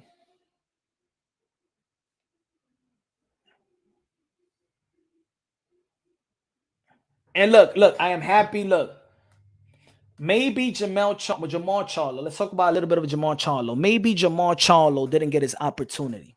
But I'm going to tell you like this. Jermall Charlo, and maybe it's not about boxing, but for me, I always say that boxing translates to life itself. Maybe y'all don't feel good about y'all don't like Jermall Charlo, but let me tell you like this. He lost the fight with Canelo Alvarez. This is the second time he lost the opportunity. Well, this is the third time he lost his opportunity to fight Canelo Alvarez. The first one was when he was in 160 and Canelo Alvarez was given the WBC franchise. The second time is when the PBC deal was on Canelo Alvarez's lap and he took the DAZN deal. Jermall Charlo would have fought him fought Canelo Alvarez on Cinco de Mayo. And this is the third time that that Jermall Charlo lost an opportunity to fight Canelo Alvarez. But I'm gonna tell you like this: he's won the biggest fight than Canelo Alvarez and Jermell Charlo probably put together. He won a better fight, in my opinion. Jermall Charlo gained custody of all his 5 kids. And like I always say, I keep it consistent on my channel. Fatherhood is prominent in the sport of boxing. And if you follow my channel, I've been saying that since day one. If everybody want to check out my first couple of podcasts was about fatherhood. Fatherhood is prominent in the sport of boxing. Congratulations to Jermall Charlo. You might not have gotten the Canelo Alvarez fight. You probably haven't fought in 2 years, but you was fighting the right fight, the most important fight, and you won the best fight. You won your children. And I admire a man and I admire the father because I'm like a fatherhood advocate. I admire those men and those fathers that take care of their responsibility in the community and the society where they say that there's a lot of fatherless children out there.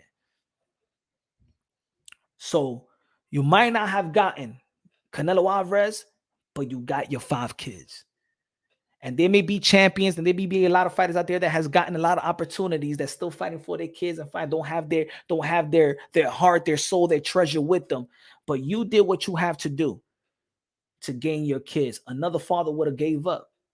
Another father would have been like, you know what, I make money, let the mother have it, whatever, blah, blah. I'm not going through with that. A lot of people wouldn't abandon their prime years in boxing to take care for what's the primary responsibility. I'm a fan of the Charlo brothers. We never seen twins like that. Let's give credit out here. This is boxing. Where do we see twins? We got champions as twins. And put it this way, maybe if Jermall Charlo would have gotten the opportunity to Canelo Alvarez, but let's just say, I think the Canelo Alvarez would have beaten Jermall Charlo, right? But let's say if Jermall Charlo would have beaten Canelo Alvarez if given the opportunity, right? Again, listen to me. I got Canelo Alvarez whooping Jermall Charlo, right? But if Jermall Charlo would have got the opportunity and beaten Canelo Alvarez, do you know that we would have had twins as undisputed? That would have been awesome. If that would have been people hating on that, can you imagine two twins being undisputed? That shit is crazy. Two twins being a champion is already, you know what I'm saying, something. You know, the Maloney brothers are trying to beat it. That's how hard it is. The Maloney brothers have tried it. Can you imagine that would have been two undisputed Charlo brothers? That would have been crazy, right? That would have been crazy. But again, I'm gonna say it again because I know there's a lot of people that's creating a lot of, creating. Look, IBFP, you keep on doing what you need to do. You know what I'm saying? I'm still support you. That doesn't mean I need to support all your content. That doesn't mean I need to support the content. If you say something that needs to be heard, because there's a lot of there's channels out there that I do support, and I might not like everything, just like they don't like what everything I be saying. It's all good. But I feel, I'm gonna say it again. You're not my enemy. I'm not your enemy. You know what I'm saying? You say something slick outside of the rims of boxing, it's nothing to talk about boxing. You know what I'm saying? That's why I'm asking for the fight. Just step up as a man. But you're my brother. I love you. Keep on doing your thing. Fight the good fight. Stop becoming who you hate. Stop becoming who you hate. You're better than that. We have fought the same type of narrative. You and your channel, me and my channel. Stop letting the people that are truly haters dictate what you're going to talk about. Stop saying, well, the haters is going to say this, that Canelo Alvarez didn't fight this. And the haters, stop with the haters, man. You have a power to dictate what you need to dictate. Stop letting the people that you hate dictate your content. You're better than that. That's it. That's it. That's it. You know what I'm saying? I didn't go to a YTBC verbal war. You know what I'm saying? Because there's other channels out there that was racist towards Latinos, and I was out there fighting the good fight. Because I believe that we're a beautiful human race. We're one race, the human race. We're brothers and sisters, sons and daughters of the Most High. And I understand some of the content that you need to do for you to go at them, because I've done the same shit. But it's not for you to let it be your channel. Be a boxing motherfucking channel. And stop letting these other channels that you hate start dictating what you're going to do next. Dictating your next live. Dictating your next video. Shitting on every other fighter. What is that, bro? I'm sorry. I don't have respect for a person that just shits on every motherfucking fighter. It's just my nature. I don't like that. If y'all like that, is that what y'all want to talk about boxing? Just shit on every other fighter and just praise Canelo Alvarez and shit on everybody else? Is that what y'all want? I'm sorry. I'm not going to do that. Canelo Alvarez is not perfect. No fighter is really perfect except for Floyd Mayweather's record, but no fighter is perfect, right? No fighter is perfect. Greatness don't come in perfection. You know what I'm saying? Greatness comes with greatness. Overcoming, exceeding the expectations, matching your expectations. That's greatness. Undefeated, nobody's asking nobody to be undefeated. Nobody is saying that you can't struggle to overcome. Nobody's saying that.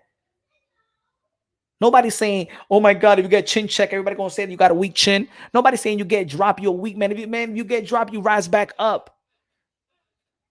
That's why Corrales is the man, right? When he rose back up while fighting Luis Castillo. That's why sometimes we get mad at reps for stopping the fight prematurely, because we seen a Corrales get put down to the ground twice, drop his mouthpiece, put his mouthpiece back on, and beat Luis Castillo and then win. Rap Star Boxing Now is the voice of the UK, London, bruv. Rap Star Boxing Now said, what in Benavidez say he is not the three-fight deal punch? Then then Canelo Alvarez is subject to be criticized. Because in the end of the day, and I'm going to say it again, the primary fight in the 168-pound division is Canelo Alvarez and David Benavidez. If Canelo Alvarez is going to be facing Jermell Charlo, this is going to be what? The third fight that he's fighting a guy that's not in 168 pounds. If that's a green light for people to criticize him, yes. Is that a green light for people to criticize Canelo Alvarez? Yes. Because being undisputed, he fought Bivol, not in 168. Then he fought Triple G, that was not in 168, that came up from 168, but not a 168 pounder. And then he fought John Ryder, who was in mandatory precision. In mandatory precision. Never order. In mandatory precision. And now he's fighting Jermell Charlo that's coming up from 154. So he's fighting 3 out of the last 4 fights. He's fighting guys that's not a natural 168, where you have opponents in 168 that's also in precision in David Benavidez.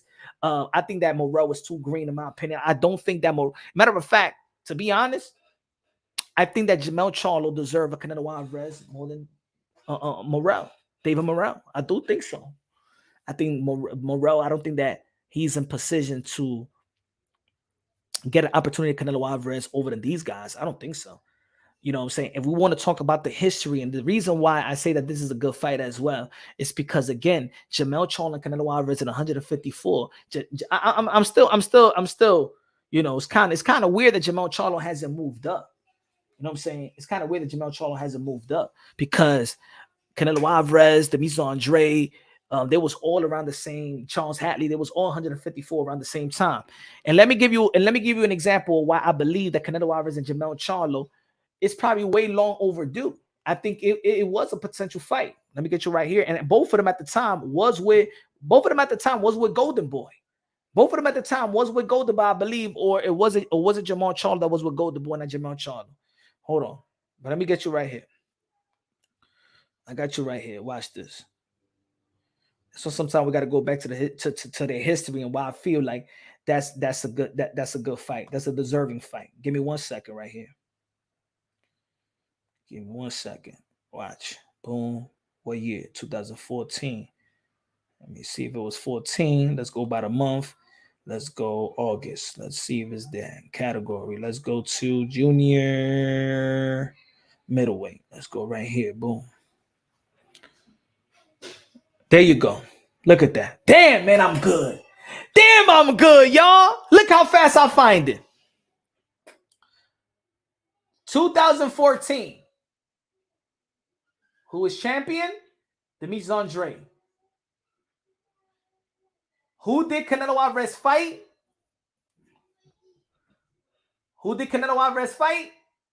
James Kirkland. But look who was number 2. So they've been in line to fight for a long time. August 2014. Peep this out. Demetrius Andre. Remember what I told y'all? That, and a lot of people was critiquing, remember Demetrius Andre, that he didn't fight Jermell Charlo because Jermell Charlo was getting paid more than Demetrius Andre as a champion. But look at Saul Alvarez. So these guys been lined to fight for a long time. And that's why I don't have a problem with that fight. See, I keep the same energy. I don't have a problem with Jermell Charlo and Canelo Alvarez fighting. If we say that Canelo Alvarez is not a big middleweight, because he's naturally, remember, Canelo Alvarez became what he entered the professional level at the 147 pound as a 15-year-old. Golly, it's gonna be raining a lot. You heard that shit? God, oh no, that's the fireworks. Hold on, let me tell my kids to watch the fireworks.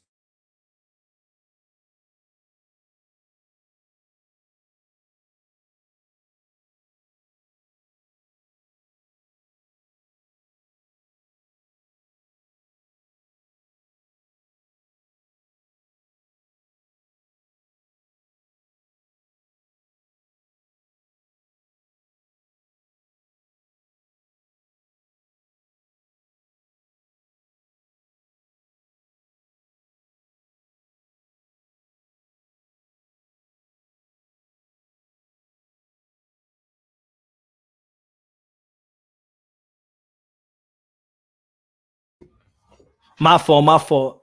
I was telling my kids so why there's a bunch of fireworks right now, so my kids watching it. Shit. Tell them I'm wrong, bunch.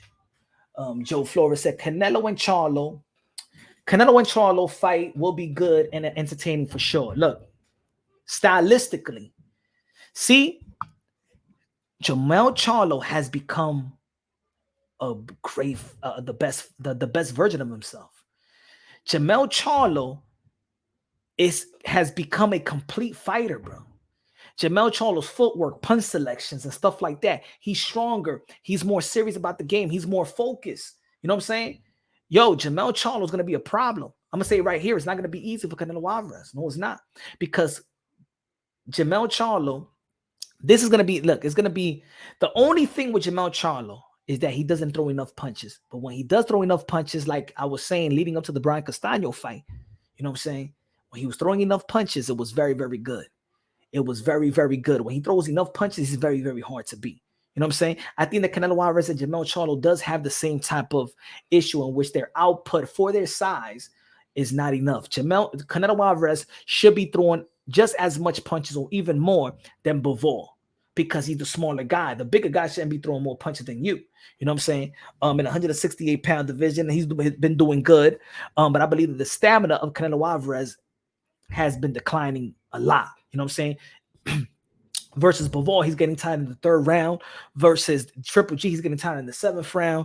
That's not good for Canelo Alvarez. And then you're going to be fighting a lighter guy, a guy in his and still in his prime, a guy that has gotten better. You could tell that Jermell Charlo is one of the few fighters that has gotten better and better and better with the tutelage of Joan Guzman. I believe that he's the best Dominican fighter that ever lived. He's doing a wonderful job with Jermell Charlo. Matter of fact, the win with Brian Castano, I give Joan Guzman just as much credit as I give Derrick James, because around that time, Derrick James was training Ugas.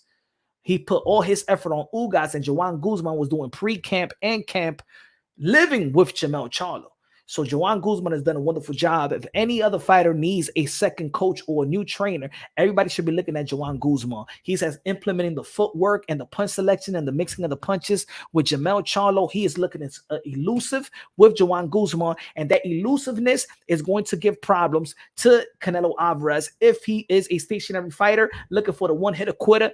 I believe that Jermell Charlo has a chin. I believe he has grits. I believe he has a fighting spirit. We've seen that the pressure of Brian Castano, I'm going to tell you like this, Canelo Alvarez do not have the type of foot pressure as Brian Castano, but he has an overwhelming type of pressure that the way that he walks you down, he does it in a very mystique way. You know what I'm saying? He gets there. Like Canelo Alvarez don't have Canelo Alvarez don't have this masterful footwork. He did have some masterful footwork on the Triple G1. I did like the way that he elevated his footwork, but he doesn't have that masterful footwork. But he always cuts the ring off, and he does it round by round by round. Canelo Alvarez is not this one-hitter quitter. He's not trying to knock you out and end the fight. He's a smart fighter. Canelo Alvarez is a 12-round bout. He prepares to a 12-round bout, and Jermell Charlo has done the same thing. Jermell Charlo has one of the most underrated resume, unlike my brother IBFP saying that he just hasn't beaten nobody and a bunch of average fighter. Let me tell you about the fighter that he's been beating. He's beaten the Austin Charles of the world. He's beaten the Rosado of the world. He's beaten the Charles Hatley when Charles Hatley was the man. He's beaten the young up-and-coming fighter like Erickson Lubin, who was supposed to be a problem, and it's still a problem if you look at his last fight. But he likes to throw down. He takes risk, and then he gets clipped. But that doesn't mean he's a bad fighter, right? He beat Tony Harrison, who's known to be a good boxer. Now, if Tony Harrison haven't exceeded to his expectation, that's on Tony Harrison. But if anybody knows boxing, Tony Harrison have the skills to pay the bills. Jason Rosario, he beat J-Rock, Jason Rosario. So he's beating good quality fighters in 154 because a lot of people doesn't know their name. That doesn't mean that Jermell Charlo doesn't have one of the best resumes, in my opinion, in boxing. He's have one of the most underrated resume, and that's because not because there's not good fighters, it's because they're not marquee names in the 154-pound division. Damn, I love breaking down boxing. Woo! El pastor de boxeo, coño, man. Dame un vaso de agua, señor. Jermell is the most skilled fighter from 154 and 168 in the PBC. He might beat Canelo sticking and moving. skill fighter, I still would have to Jermell Charlo and Demetrius Andre. I'm talking about in the bag. I still think that Demetrius Andre, but Jermell Charlo has gotten so much better compared to any other fighter out there. He has gotten better throughout his professional level, in which a lot of fighters are still living off their amateur skill set. Jermell Charlo is not living off his amateur skill set. He has elevated his skills. He has sharpened up his skills, has put more tools to the toolbox. He has become a complete fighter. And a complete fighter, he's more of a complete fighter than his brother Jermall Charlo. If you look at Jermell Charlo and how he was clipping dudes, remember, he knocked down, he knocked out. Stop. He made Jason Rosario catch the Holy Ghost with a jab to the solar plex. Off the back foot, he clipped Brian Castano with a nice short up jab, uppercut. You know what I'm saying? In the middle of a hook and an uppercut. And then the left hook, the combination, the footwork, off the ropes, the way he springs off the ropes, the way that he turns his fighters, and also how he keeps his work in the middle of the ring for the most part, in which all the judges could see his work, and they could give those type of points when, you know what I'm saying, when you give the judges, when, remember, coaches always be like, hey, yo, stay in the middle of the ring, that's for the judges to see your work. So he's easy, he clean, he has a clean fighting style, and I think it's going to be made for a good fight. It's going to be a great, clean fight. I'm going to tell you, this fight is not even going to need a ref in there. That's how clean of a fighter Jermell Charlo and Canelo Alvarez is. They're the utmost professional. They are good. They are elevating their game. They are gym rats, in my opinion. This is going to be a one hell of a fight, in my opinion. I think the styles of this fight rings for a good fight. And I'm proud that Canelo Alvarez has given the opportunity for somebody to dare to be great. You always, like I'm going to say it again, you need those type of fighters to give Jermell Charlo an opportunity. So for the people to say, well, Canelo Alvarez is not fighting this one, and Canelo Alvarez is not fighting that one, and Canelo Alvarez, what about Jermell Charlo? What about him? What about his career? Let's stop looking just only on Canelo Alvarez and look at other fighters that's daring to be great, like Canelo Alvarez is doing. So we won't have to say as a community, Canelo Alvarez is doing all the work, right? If Roberto Duran was never given, if Roberto Duran was never given the opportunity to go up 2 weight classes up to fight the welterweight champion in Sugar Ray Leonard, we would have never seen how great Roberto Duran was around that time. He needed the opportunity. And for the fans out there that's always saying that this fighter don't fight this fighter and this fighter, look at their resume. How about we say, has he given the opportunity? Has he gotten the opportunity? Has he gotten the chance to be great? Has he's having the chance to exceed the expectations? That's my only thing when I talk about Demetrius Andre. Give him an opportunity. Jermall Charlo, give an opportunity. Jermell Charlo is going to have an opportunity of his life. And even if he goes 12 rounds with the great one in Canelo Alvarez, just like a lot of people gave John Ryder props, Jermell Charlo will have moral victory. And it will mean more to Jermell Charlo than it meant to a John Ryder. Con lo que nada, con los 5 pesos de Leonardo Rodriguez, de lo mío. You know what I'm saying? So, like this guy was saying journeyman, right? That shit is crazy. Like, so if you're gonna say that these guys that Jermell Charlo beat was journeyman, they're gonna say that the Canelo Alvarez beat in 168 was journeyman. And that's what I mean, folks. You see what I'm saying? If you're going to say that Jermell Charlo beat a bunch of journeymen to become undisputed, who did Canelo Alvarez beat in 168 to become undisputed? And that's what I mean. Like, stop trying to downplay somebody because you're opening up the box for them to critique Canelo Alvarez the way that you could critique these other fighters that necessarily doesn't need to be critiqued that way. Jermell Charlo did a great job at 154 to become undisputed. He went one by one. He did what Canelo Alvarez did in 154. Jermell Charlo did at 154 what Canelo Alvarez did in 168 in terms of who are those fighters in that respective division. So it's a good fight. Can't wait to see it. September 30th. Ladies and gentlemen, I hope you have a great Friday. I want to chill with the kiddos and stuff like that. Love y'all. Y'all already know God first, everything second. Fight plus survive equals true champions. If you haven't copped the merch, cop the merch. This is a win-win situation for Mel. Yeah. It's a win-win situation for Mel, man. It's a win-win situation.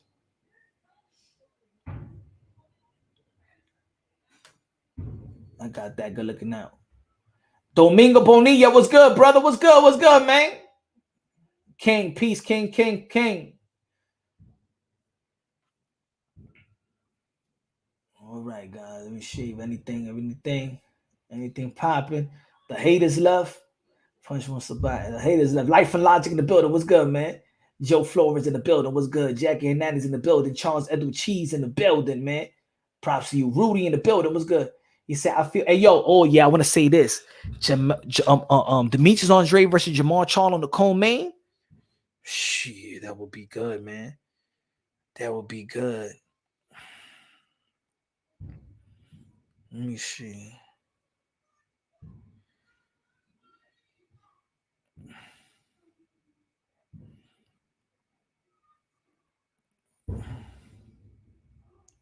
Let me see anybody. Hold on. Shout out to man. Let me see if I can have somebody can hop in this.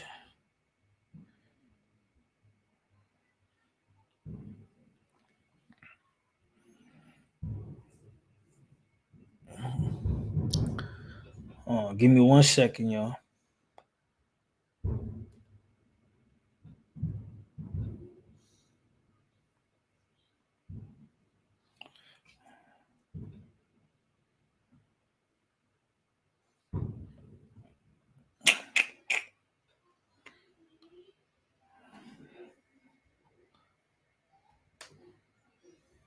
He said he wants to debate you. Debate that dude. Man, I ain't gonna debate for what, man? Y'all motherfuckers be coming out of nowhere talking about debate instead of saying, "Hey, yo, fight this dude. Punch. He's calling you out." Y'all wanna debate like if I'm some Democrat. Like I created a channel to debate. Yes, I ain't. They can debate what? I ain't no fucking Democrat. I ain't running for president.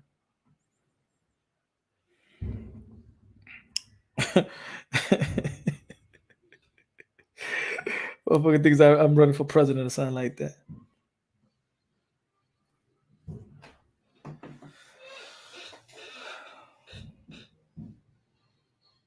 Matter of fact, man, let me open up the panels for the members. Matter of fact, let me open the panel for a little while, man. How about that? Let me open up the panels for a little while. Hold on. Give me a second. Give me a second. Where we at right here? Give me a second. Boom, like this. Boom. For the members, y'all want to hop in for the members. What's good for the members? For the members, I put in the link for the members. Y'all want to jump on the panel and chop it up and talk about this fight. I put the link for the members. If y'all want to jump on the panel right quick and tell me about Jermell Charlo versus Canelo Alvarez, the 4th division world champion, super middleweight undisputed, King Nelo, aka Cartelo, aka Cash Nelo, aka Payday, aka okay, out of here, man. KS in the building, bless up. That's funny. Running for president. Shout out. Hey, yo, these people want to think of debate, man. I want to fight, man. I just want to fight, bro. I want to. If Jake Paul and Saul Pepe, Saul Papa, and Face and Blueface, FaceTime, whatever his name is, man, they getting some money, man. Let's get some money, man. Let's entertain the boxing fan.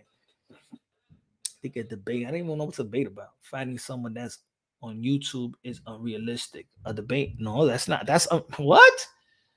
This guy Tech Cuisine said fighting someone on YouTube is unrealistic. Bro, do you know that YouTube is making a lot of money? YouTube fighting making a lot of money right now? And you telling me that's unrealistic? Do you forgot who the fuck Jake Paul is?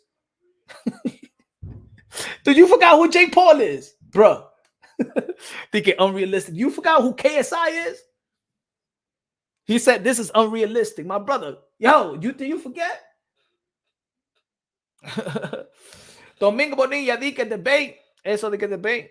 No, que eso, yo, get the fuck out of here with the debate, my brother. Can I debate? I give me a mean. I want to fight. Yeah, if you say that one more time, if you put it down one more time, I'm block the shit out of you, bro. Because you're not with the energy right now, bro. You're not with the energy. You're not with the energy, man. You're supposed to say, go to him and be like, yo, my man want to fight you, bro. Damn, you're not with the energy right now. You begging for a debate, bro. The fuck out of here, man. Coño, eso me está quillando ya. Y es la gente que tan craquero, eh. Go looking out with a 2 pesos de plátano, mi hermano. ¿Y qué te pasa, Tech? Tech, ¿qué te está pasando? Tú no me estás oyendo. Que yo quiero pelear y ya. That's it. Coño, man.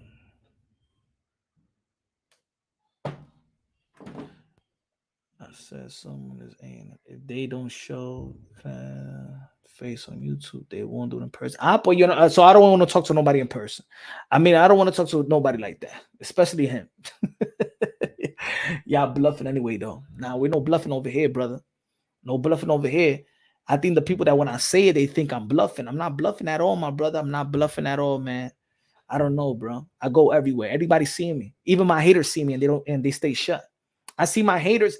I seen haters when I was doing the 7th Book Crawford versus Errol Spence press conference in New York City. I see my haters that talk crass, and then when they see me, nobody say nah. And what I'm gonna do? There's cops around anyway. They ain't say nothing to me. Nothing, not even a word. So there you go. I'm not a guy that stays behind the keyboards, bro. You see my work. I go everywhere. I go to order. If I go to order, I go to a lot of fights. I be everywhere. Dolo, bro. Dolo. And everybody seen me before. So, nah, it's not no bluff, bro. It's not no bluff. If you think it's a bluff, then let somebody else test me. I'm free smoke, man.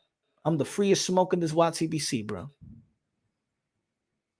But then people gonna be like, yo, what the fuck I'm gonna fight him about? You know what I'm saying? It's fucking boxing anyway. The same way I think about a debate. The fuck I'm gonna debate about, man? I ain't gonna waste my time. I want to entertain the people. Debate him on your channel, anything, not his channel. Exactly. I got people supporting me over here. What the fuck I'm gonna go over there? I believe you want the fight, but 2 YouTubers debating is actually achieved. Nah, I don't want that. It's nothing to my brother. It's nothing to debate.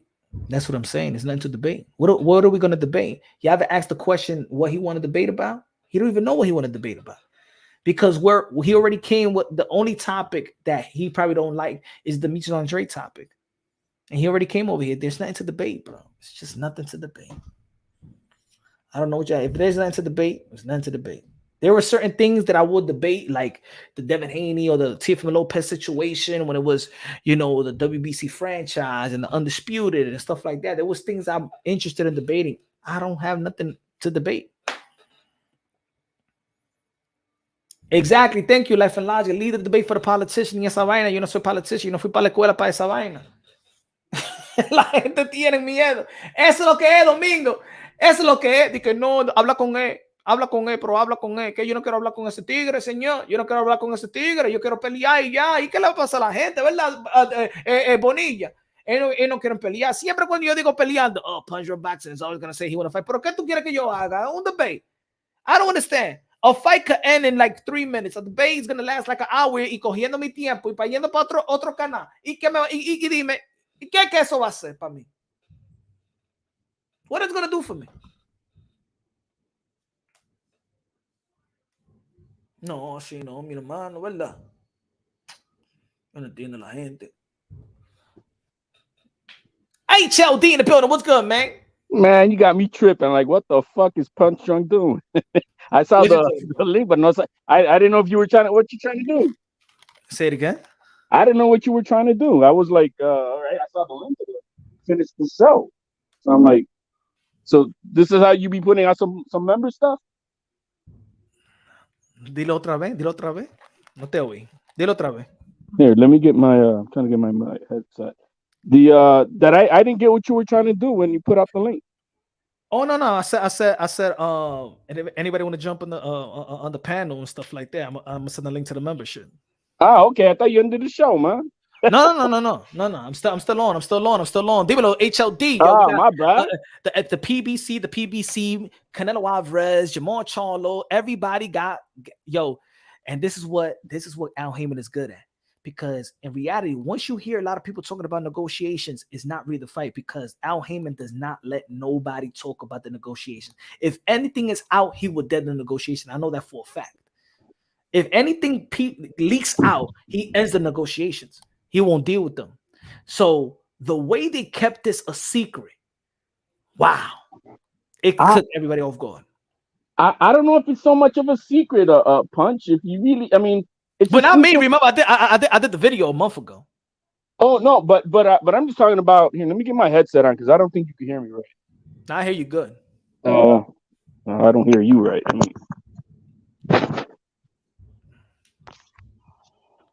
No, I mean, hey, yo, T3 Tank. I mean, free smoke with fights.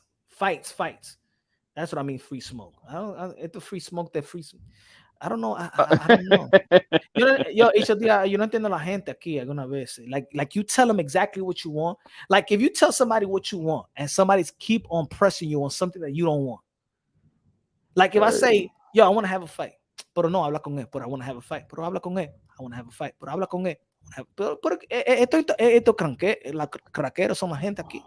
Pero ayúdame, HOD, ayúdame con esto que yo no entiendo. Dude, man, I'm done with the retards on YouTube, man. It is what it is, man. You got a lot of kids out here too, and they don't know shit. They don't have a daddy to teach them how things are. So, I mean, I can't really stick up for these fools.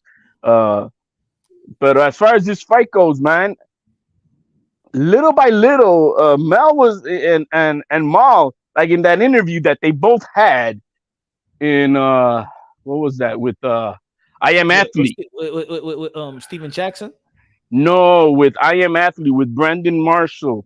Oh yeah, when they were together and stuff like when that. When they were together, and there was a scene that Ma was like, you know, I said something to the fact, I don't care about these belts because, you know, I know my brother's gonna go get all these belts. I'm gonna let him do it. And when he gets it, it's like I got him too. Oh, okay. I remember that. And I'm like, okay. Now that kind of makes sense. Yeah, if you go back to it, I could give you one. I could give you another one though. During the live show, when Demise Andre and Jermall Charlo was going back and forth, do you know that Jermell Charlo was in the chat and he kept on spamming? He didn't say not spamming it a lot, but he said it like 3 times. He said, "Nah, y'all gonna fight on my undercard. Nah, y'all gonna fight on my undercard." And he was saying that. And I was gonna do a video about it, but the thing, there was so much content in that live between both of them. I'm like, you know what I'm saying? Yeah. But he kept on saying, he kept on spamming that. Now y'all gonna be on my co-main. So he has something lined up that is big for them to be on your co-main. You gotta have something big. So he was letting the cat out of the bag, but it was too. It wasn't too obvious, right? We're like and no, like for real, who really gonna think that this fight was gonna happen? Like, you know, I personally didn't think it was something realistically because he's, you know, 2 weight classes under. You know what I mean? I really didn't expect that to happen, but and you had Tim Tszyu on his ass. You know, yeah, so, but then I thought that it was something about that, because with Tim Tszyu, the way that, you know what I'm saying, he took the little step aside money with the Brian Castano, right? With the rematch with Brian Castano. And then the postponement, you got the Tony Harrison, and then you got another fight in. So there was something there that they're negotiating. Yeah, Benavidez probably knew about this shit too. That's why he was frustrated. They knew about this shit too. Like, there's so much stuff behind the scenes that us as the fans, no matter how much you think we fucking can know, and we want to go along with everything that everybody says, it's not exactly what's really happening. You know, hey, as far as the fight goes, you know, hey, big ups to Mel. It's a fucking challenge. You know, he's putting his reputation on the line. He's going up 2 weight classes. To then have to come back down to defend those 154. I don't know how that's gonna work, but if he does that, kudos to him. You know, but it's not. I don't think it's a good look for Canelo. See, you know what? I'm not even trying to look at it like that. I understand. See, I understand because I've been saying I understand the 168, but I gotta also look at it from a Charlo standpoint. I want to look at this from the Charlo standpoint because he's the one that's daring to be great. And if he's daring to be great, it needs to take somebody to give him an opportunity to dare to be great. Just like the opportunity was given to Canelo Alvarez by Kovalev when he moved up to the 175, or by Dimitri Bivol when he moved up to 175. If those guys are not giving you the opportunity, then you don't have the opportunity to be great. So I'm looking at this as Canelo Alvarez giving Jermell Charlo, a guy that's achievable, a guy that earn a undisputed. No, he's not a scrub, right? He's not a scrub. Exactly. So I think people should see it. I know Canelo is the king of boxing. I know he's the cash cow, but let's also see it that Jermell Charlo could do something great. That's the only person who I see it as trying to do something great. Because I don't see Canelo trying to do something great here. If he beats him, he beat the smaller dude who came up 2 weight classes. You know what I mean? It's not. But if Mel comes up, because to me the challenge is that he's coming up 2 weight classes without a tune-up, without nothing, getting adjusted to it. And if this motherfucker pulls it off, yo, kudos to the man. But let's say like this, right? When people be like, it don't matter how much a fighter moves up. When we look at a fighter, we be like, he's a pure what? When you look at Canelo Alvarez, he's a pure what to you? Like in the division, no matter what division he goes, but what's Canelo Alvarez pure division? Like I think his pure division is 160. I'm not gonna be lying. I think that's about his. I think that the performances of movement in the man, you know, athletically, I think was his best at 160. He had more power at 168. We can definitely say that. Because he campaigned at 154 when Jermell Charlo was in 154. See, for me, it's not normal that Jermell Charlo started his career at 154. It's still there in 154, where everybody in 154 has moved up, from Luis Andre, from Canelo Alvarez and stuff like that. So Jermell Charlo, it's hard to say naturally. He's not naturally the biggest. He's a naturally bigger dude. He's bigger than Canelo. I bet his everyday walking weight is bigger than Canelo. I can promise you that. But because Canelo Alvarez let himself go. But I think because Canelo Alvarez let himself go because he wanted to accomplish the heavier division and stuff like that. But I think that this is like Canelo Alvarez. It is a fair fight in my opinion. In my opinion, is a fair fight. I think they're all the same size. If you let these guys be as comfortable as you want to come in and stuff like that to prepare for a good fight, I think Canelo Alvarez will be in around the 160s. It don't matter. One weight class punch, I give it, but two weight classes. When have we seen that? I think with the time that he's been off, and because I feel like, damn, this guy had to look when he fought Brian Castaño the first fight in San Antonio. I said, yo, this guy's draining himself. I seen the Charlo brothers, man. They big. Yeah, I know. They're big motherfuckers, bro. You know what I'm saying? So I think, look, to be honest, still, regardless of the 2 weight classes, I think Mel has the better chance against Canelo. I just think he's and you know, no disrespect to Mal, but I just think Mel he's got the bigger dog in him. He's got the bigger dog in him to me, and he's also got the skill set. I think they both do. I think they both do. I think that they don't give the credit to Jermall does, because even in this fight with Juan Montiel, he was still fighting though. Like but he's been but for this fight punch, for this one fight right now, being with everything that what it is in September. For September, Mel has got right now a better chance than Mal does at beating Canelo. Mal has been out for 2 years, bro. Plus, no, I think there's gonna be a good. I think there's gonna be a good fight. I think it's gonna be a good fight. It's gonna be a good fight.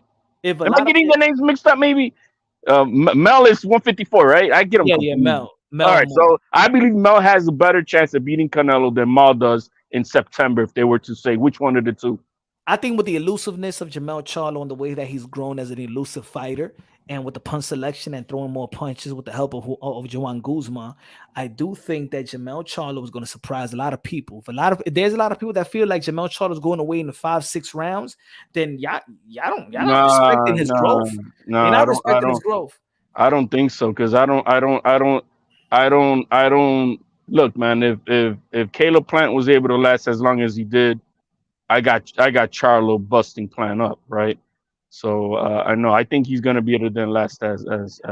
See, I think that when people be like, well, he didn't do good versus Tony Harrison, it wasn't even about not doing good the first fight. It was about that he didn't even throw enough punches. It wasn't not that he got demoralized by Tony Harrison. That wasn't a fight that. Damn, that was a long time ago, bro.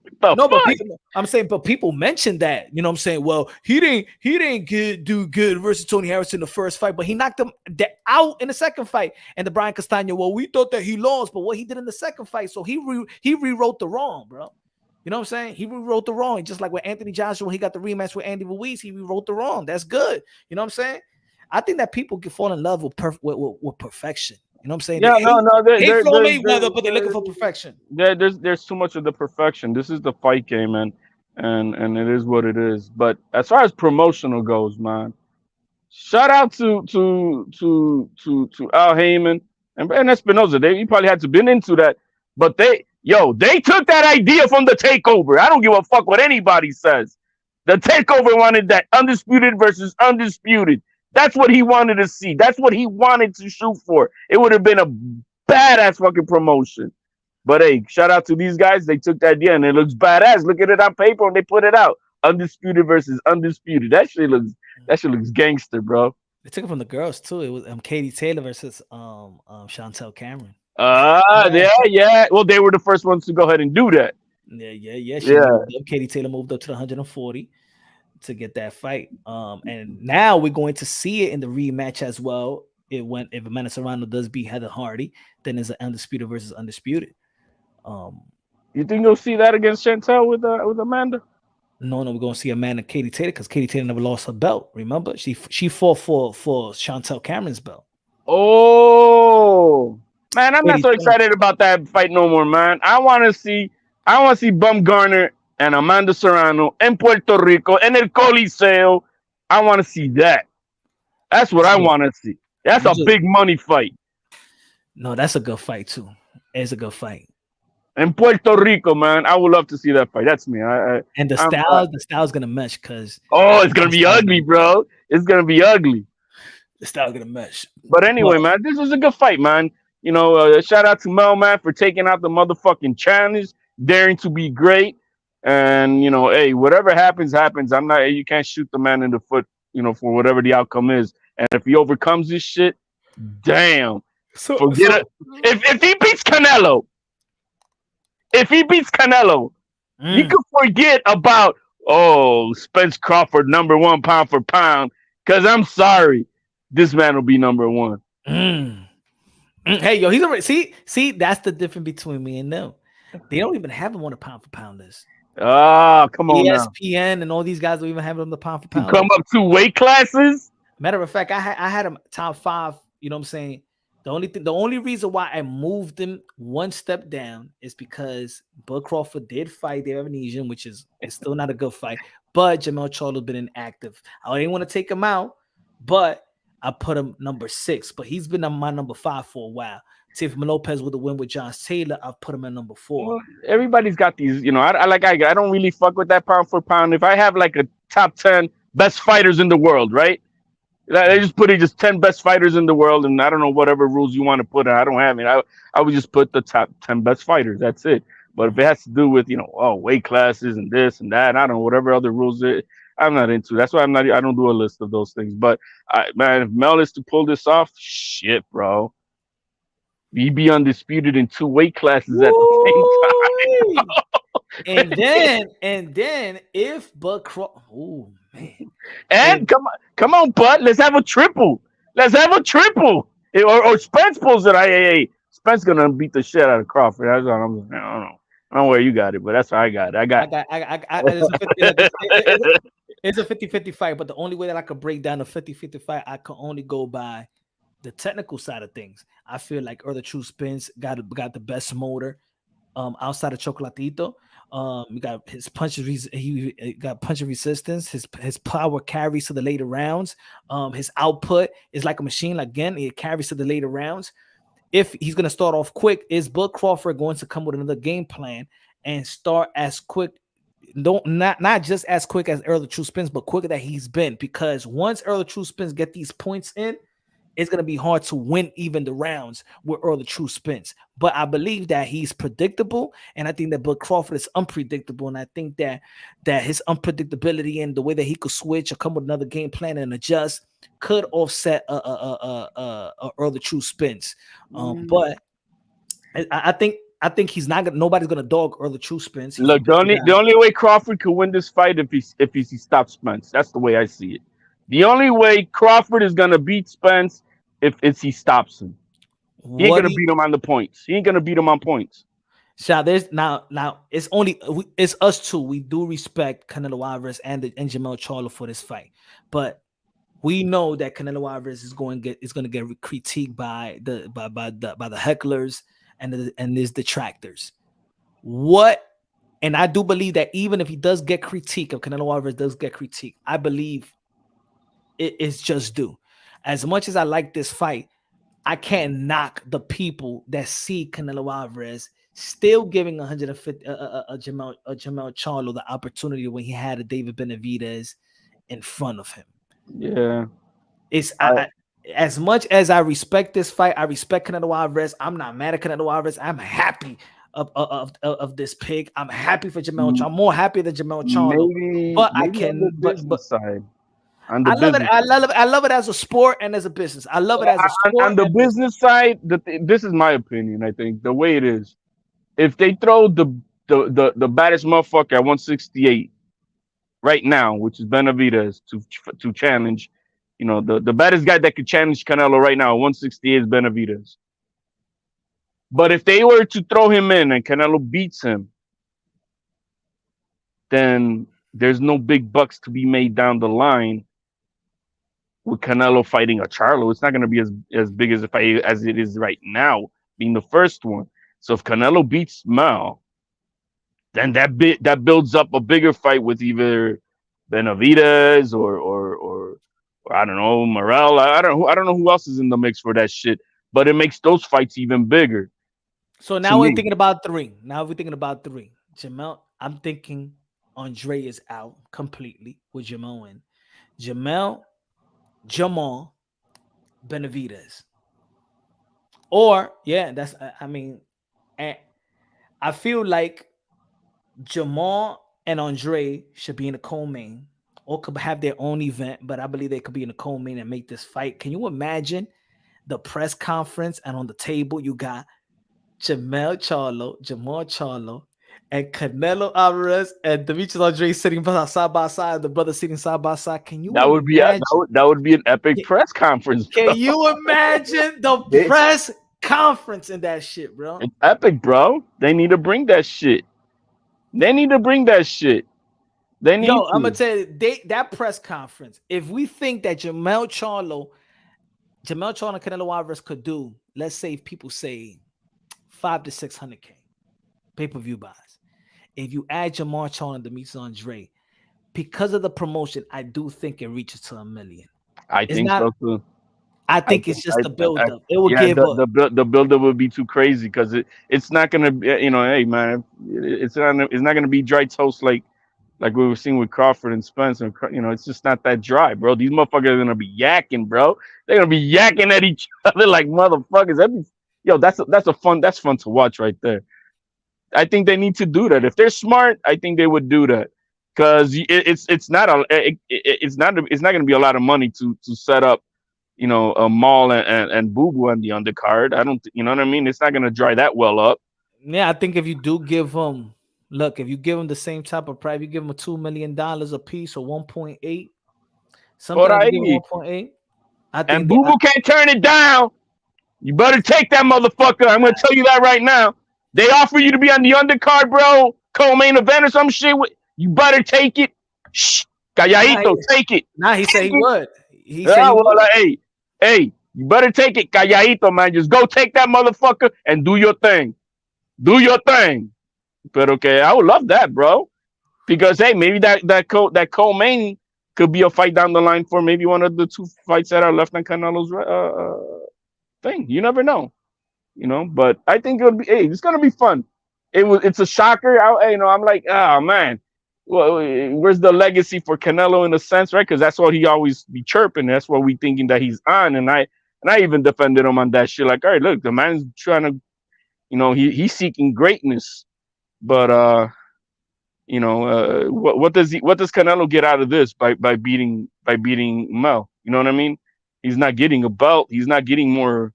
He fights a pound for pound who is 2 weight classes below. I think that's how people are gonna see it. Maybe I'm just thinking too much about it like that. But for Mel, man, good for the dude, bro. Good for I don't him. know. Even though that he's 154-pound undisputed, I still look at it like it's close to an even matchup, because these are fights that, again, that I don't know. See, the thing is about when I talk about these the boxers like the Andrade and the Charlos, it's because they come from my favorite class. The 08 class, that's my favorite class. The Andres, the Thurmans, the Gary Russells, the Wilder. But the we got an Charlo improving brothers. card, Punch. The thing is, we know that we already know, test proven. Canelo's power traveled to 168. No doubt about it. 100%. His power traveled all the way to 168. I think it's not only that his power travels, his chin travels. And his chin. That's what it is. No, that head of that bowling ball head of his is like granite, bro. His chin travels. I think it's because it's his chin that helped him get to 175, bro. As much as his skills. Look, when he was getting out jabbed by Kovalev, but he has the chin to take care. We've seen Kovalev knock out Anthony Yarde with a jab. We've seen Canelo Alvarez take a lot of jabs from Kovalev, and still, yeah, man. That's got to be demoralizing. A machine, bro. That's got to be demoralizing when you're like, this little motherfucker, I hit him with everything I had, and he's just like nothing. And this is why I believe it could be the size is even. It's evenly matched, the size. The experience, the experience of getting in the ring with bigger guys, pause. The experience is different. But even think about it when Canelo Alvarez was fighting Triple G. He was a smaller guy. He was really the 154 guy fighting Triple G. You know what I'm saying? Like, he was still the smaller guy. Like, he didn't look that bigger from Miguel Cotto. No. He didn't look that bigger from Miguel Cotto. So naturally, watching this fight, I think that finally Canelo Alvarez is actually fighting the guy his size. Because we got used to Canelo Alvarez fighting bigger guys, but in reality, Jermell Charlo is his evenly matched, size. In my opinion. It's crazy to think, if you to say who's the younger guy, that's Canelo. That's fucked up. And he's the younger guy too. Mr. Cheese B, con los 20 pesos de Super Chari Chari Pari, que dice Canelo Alvarez, la cara de boxeo. Dímelo, mi gente. Gracias, Mr. Cheesehead. Dímelo, mi hermano. Sí, la cara de boxeo. I'm not mad at all, bro. I just don't want the people that were shitting on Jermell Charlo now going to be like, you see what I put out earlier? No. Huh? I said about the flip-flopping. Oh, when you first came on, yeah. Babe. That's what happens when the narrative goes wrong. Stop shitting on every fucking fighter, because now you need to spin the narrative that Canelo Alvarez is not cherry-picking. Babe. Now he needs to spin the narrative that it is a good fight. Okay, he was saying that this fucking fighter is so shitty that he's a shitty ass fighter, and now Canelo Alvarez is supposed to be fighting a shitty ass fighter. But now you have to. Hey, that's why I said don't become what you hate. Pick and choose the battle. Yeah, there's a battle to be there. Yeah, there's been narrative pushing towards Latino fighters and Canelo Alvarez, but choose. That doesn't mean that when people go at Canelo, you need to go at every other fighter just to go back at the content creator. That's what's happening. That's what I'm telling my brother from that channel.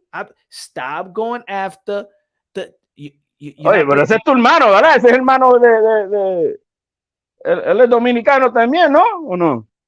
Ese tigre ni no sé, yo no he visto la cara de ese tigre, yo no sé quién es, yo no sé quién es. No. Ah, pues está bien, pues. No, yo no sé. No, I don't know nothing. I thought it was Dominican crime, man. I'm like, dang. No, no, ese tipo no habla español también. Es un Ryan García. Oh. Shout out to Ryan, bro. It's speaking Spanish, right? You gotta pick up that Spanish, bro. Ese tipo no sabe hablar español. No, man, no sabe, bro. Tenemos que aprender. But but I get it. I mean, I don't know that. I mean, I know of him, right? I've seen his rants and they're funny at times and shit. But okay, I don't really. But I'm gonna say this though. I'm gonna say this. I want our boy to get out this retirement thing. We need to get. We need. He got a great opportunity, bro. That's all I'm gonna say. He got too much of a good opportunity right now. He doesn't need to rain on his own parade. And that's what I feel is happening right now. I understand him. I understand it, but it feels like you're raining on your own parade. Boxing is going to keep on going, bro. And the way that boxing is right now in 2023, that the fights are coming up, you are one of those guys. Keep with the momentum. What is going to come to you. You got to have faith that whatever you work for, yeah, it may come slower or whatever, it's going to come to you, bro. It's going to come. You got to keep on going, brother. You got to keep on elevating. Don't worry. That check is coming. Look at Jermell Charlo, bro. Está escuchando mi campeón out there. You listening, right? Champion. Come on, Tio. Let's get back on that horse, bro. Come on, Tio, female baby. Let's go back on that horse, man. Damn, bro. How did we know what we talking about, bro? Get back on that horse, man. Forget about that every time and let's get back on that horse, Tio. We need you out here. You need it, man. Don't tell me that you spend your whole life. He's got you know.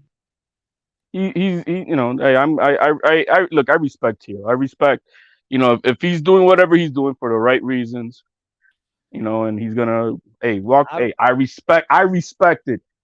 Now, if it's for the petty bullshit that's out here, the fuckaroo that happens in this sport, the casuals, the haters, the fucking writers, man, fuck all these motherfuckers, bro. Fuck all these motherfuckers. Yeah, don't let the hate dictate it. Nah, man, fuck all these motherfuckers, bro. Fuck social media. Fuck the writers. Fuck all these, man. Fuck all of this shit. You want that respect? Go get that respect. Smash every single motherfucker that comes through your path. Bend them to your knees, bro, and let them know who the fucking king is. That they have no way of saying you are the baddest man on the planet. But you can't walk away if those are the reasons why you're walking away, because of the fuckery on this game. That's all I got to say about that. But I do respect the young man. If he has other things that are, and I respect that. The differences between him and other people that may get fucked over is that he's in great position to turn it around. I'm gonna give you an example. Me, that we were talking about the Mise Andre. He's in position that they don't have to give an opportunity. You understand? He's in a position where they could easily, that's it, erase him. That's it. They don't have to give him an opportunity. What Teofimo Lopez, he's relevant. He has a name. He has a belt. There's a storyline, Punch. There's a fucking storyline. Oh, you guys don't want to call me undisputed at 135. Oh, you guys don't want to call me that it did great at this time. All right, then bring the guys that you guys say that he is. Beat his fucking ass and show them that the belts don't mean shit unless there's a champion, a true champion standing behind those belts. That's what you need to do, Tio. You need to go and smash that motherfucker. Smash him. Let him know that those belts don't mean shit. That you got to be a dog. You got to be a champion. You got to be willing to die for this shit. Show them that there's a difference. Not talking it. Show them. And we'll put all that other bullshit to rest. Yeah. All that other bullshit will be put to rest. That's me. It's always gonna be the business of boxing. If you want to be a promoter in boxing, if you want these fighters, you're gonna need these other power players. So it's not gonna go away. No, it's not. And look, man, you did a wonderful win, in my opinion, and I believe, man, that your Hall of Fame. I believe he already got a Hall of Fame career. This shit could even enhance himself. He's got to know that these same writers who shit on you, maybe Tio listening or not, I'm just talking like if he may. The Think same about it. writers that shit on you are the same motherfuckers who vote for the Hall of Fame. Let me just let you know that shit.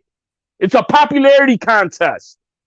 It comes down to these motherfuckers who talk stupid and shit, ignorant at the sides of their mouths, who are tied up to networks, who are tied up to certain promoters, and that's how they do their thing. These motherfuckers ain't neutral. They're all tribal. And they all gang up when it benefits all them to gang up on the one guy if it means to, because it brings traffic. Hating on Tio brings traffic. You got channels who that's all they're gonna do is run shit on you about anything because they got nothing else to say because they got, God forbid that they talk positive on your shit. But they'll talk shit about you because that brings traffic. That's what these losers do. They say they're not fanboys, but then they fanboying over their fighters every fucking day, sucking their dicks. Forgive my French. But that's what they do every day. So you need to let this shit go. He has a great opportunity. If it's the fuckery of this business, he needs to handle some things, and I know that. There's things that do need to get handled, and he needs to handle them. Things have to be handled, but he can't just walk away for those reasons. He needs to do the efforts of handling them. And that's what I'm saying. He can't walk away for those reasons. You're letting the evil beat you.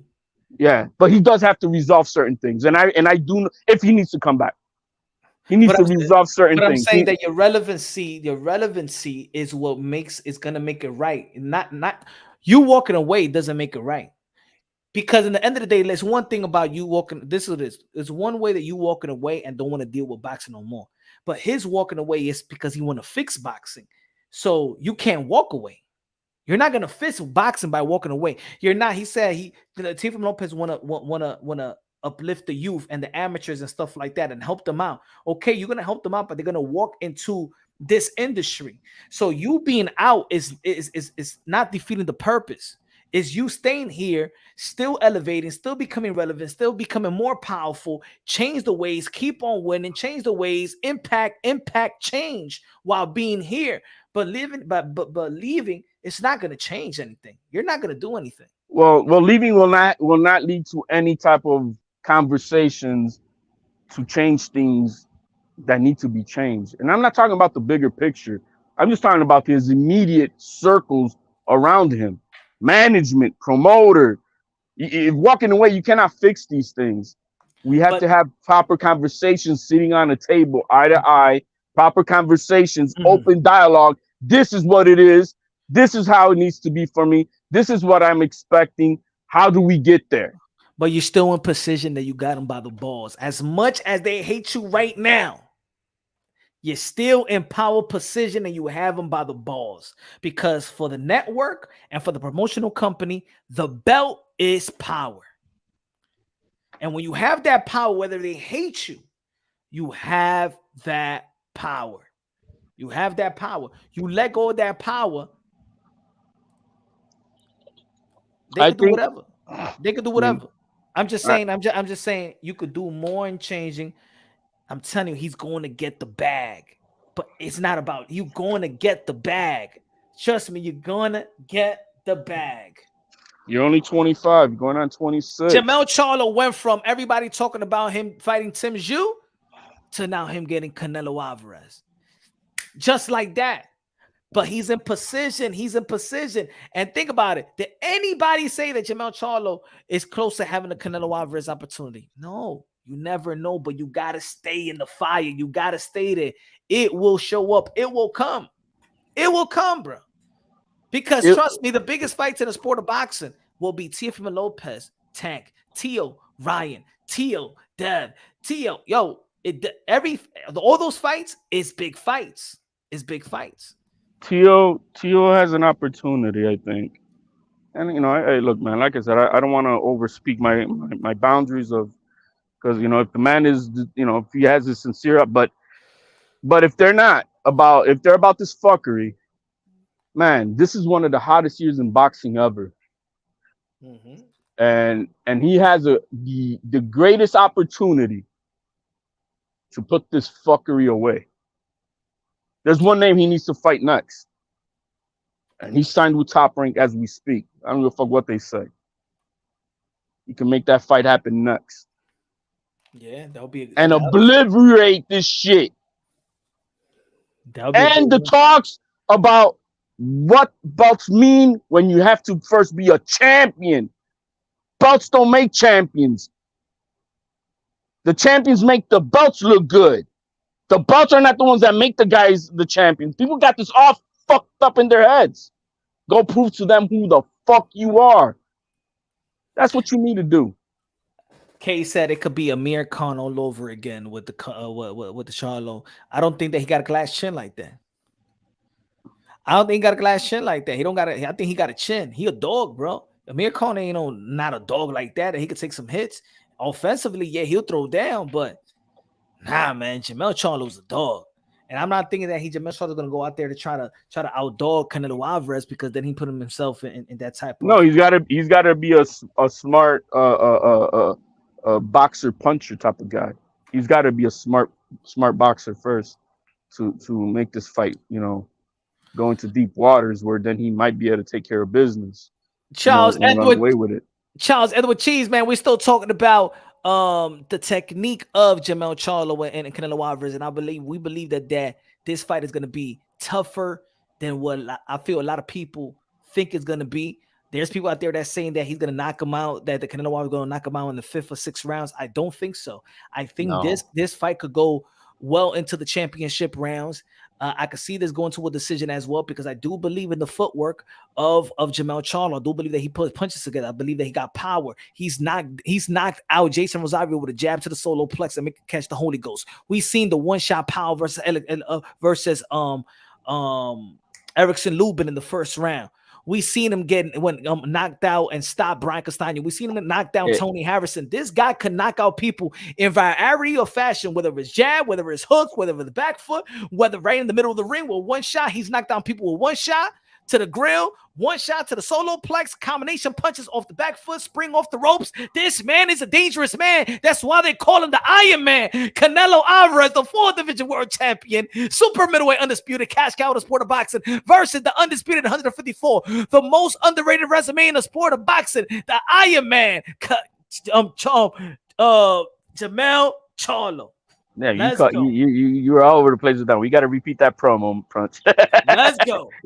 Let's go. Hey, yo, they need to hire me, man. They need to hire me, bro. Showtime, man. Yo, let's go, man. Let's go. Shout out Steven. I think this fight is gonna be. I think it's gonna go 12, man. This fight's gonna go 12. Unless Mel decides to turn it into a dog fight. But if Ryder was able to last it, bro, I see Mel doing better.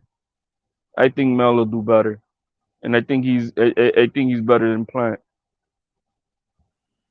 I don't know what you think. Is he better than Plant? Who? Mel? Yeah. Yes. Yes. See, that's what I'm saying. This fight's gonna go. This fight's gonna go 12 unless he gets caught and turns into some type of dog fight where, I don't see Mel knocking out Canelo. I just don't. But I could see Canelo TKOing Mel if it gets to that point. So he's got to play the fight smart. That's I only seen him get her once, man. That was that was like just a good shot from Brian Castano, but that's it. Like I seen him as he I know it's different. I know Canelo Alvarez is different, but I'm very worried about Canelo Alvarez stamina. His stamina has not looked elite. Matter of fact, I'm not gonna say elite because it doesn't look special. It doesn't look to what we're used to seeing. Well, remember he had stamina problems before. So those stamina problems are now resurfacing again. That's what's happening. Yeah. Well, we'll see, man. But let's see. I think this is a good fight. It's a good shocker from PBC though, man, and Showtime.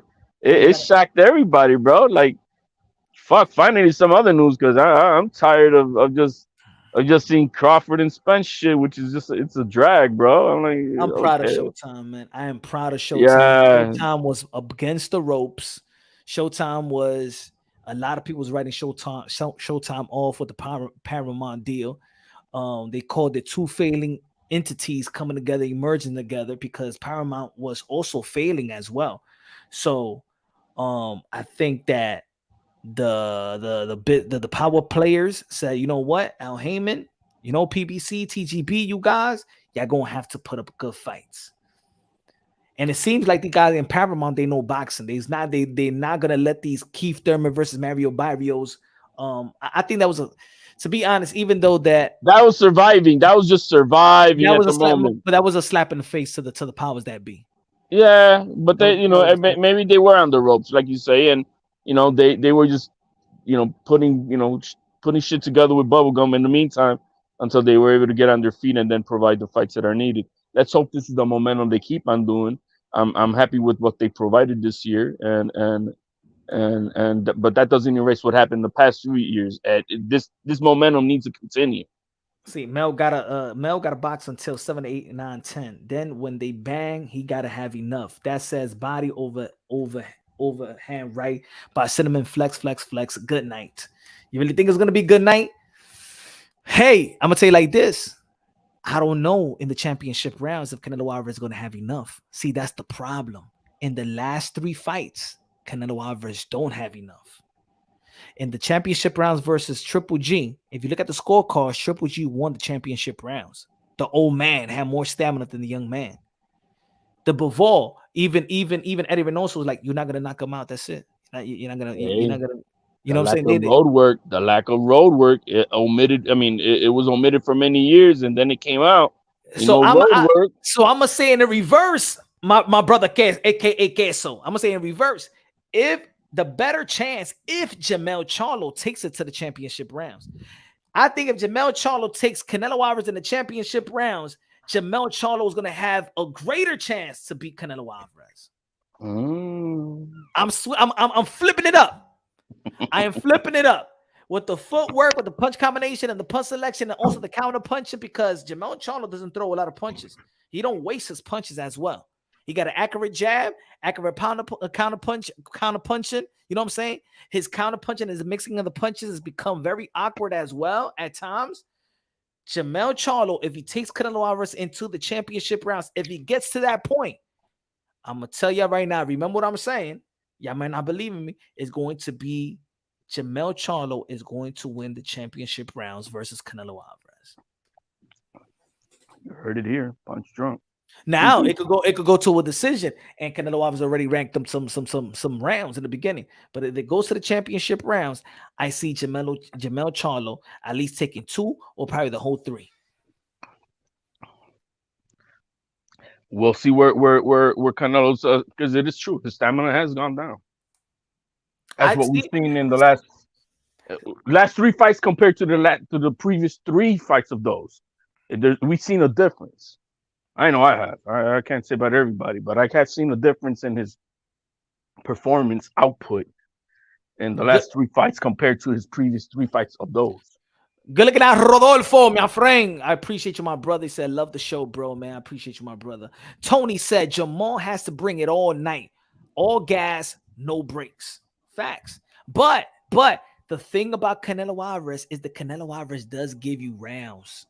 He gave Billy Joe Saunders some rounds. He gave Caleb Plant some rounds. He gave Cannon Smith some rounds. I'm going to say it like this. Canelo Alvarez lets you win certain rounds. See, Canelo Alvarez have a 12-round bout mentality. He's there. He has a 12-round bout game plan.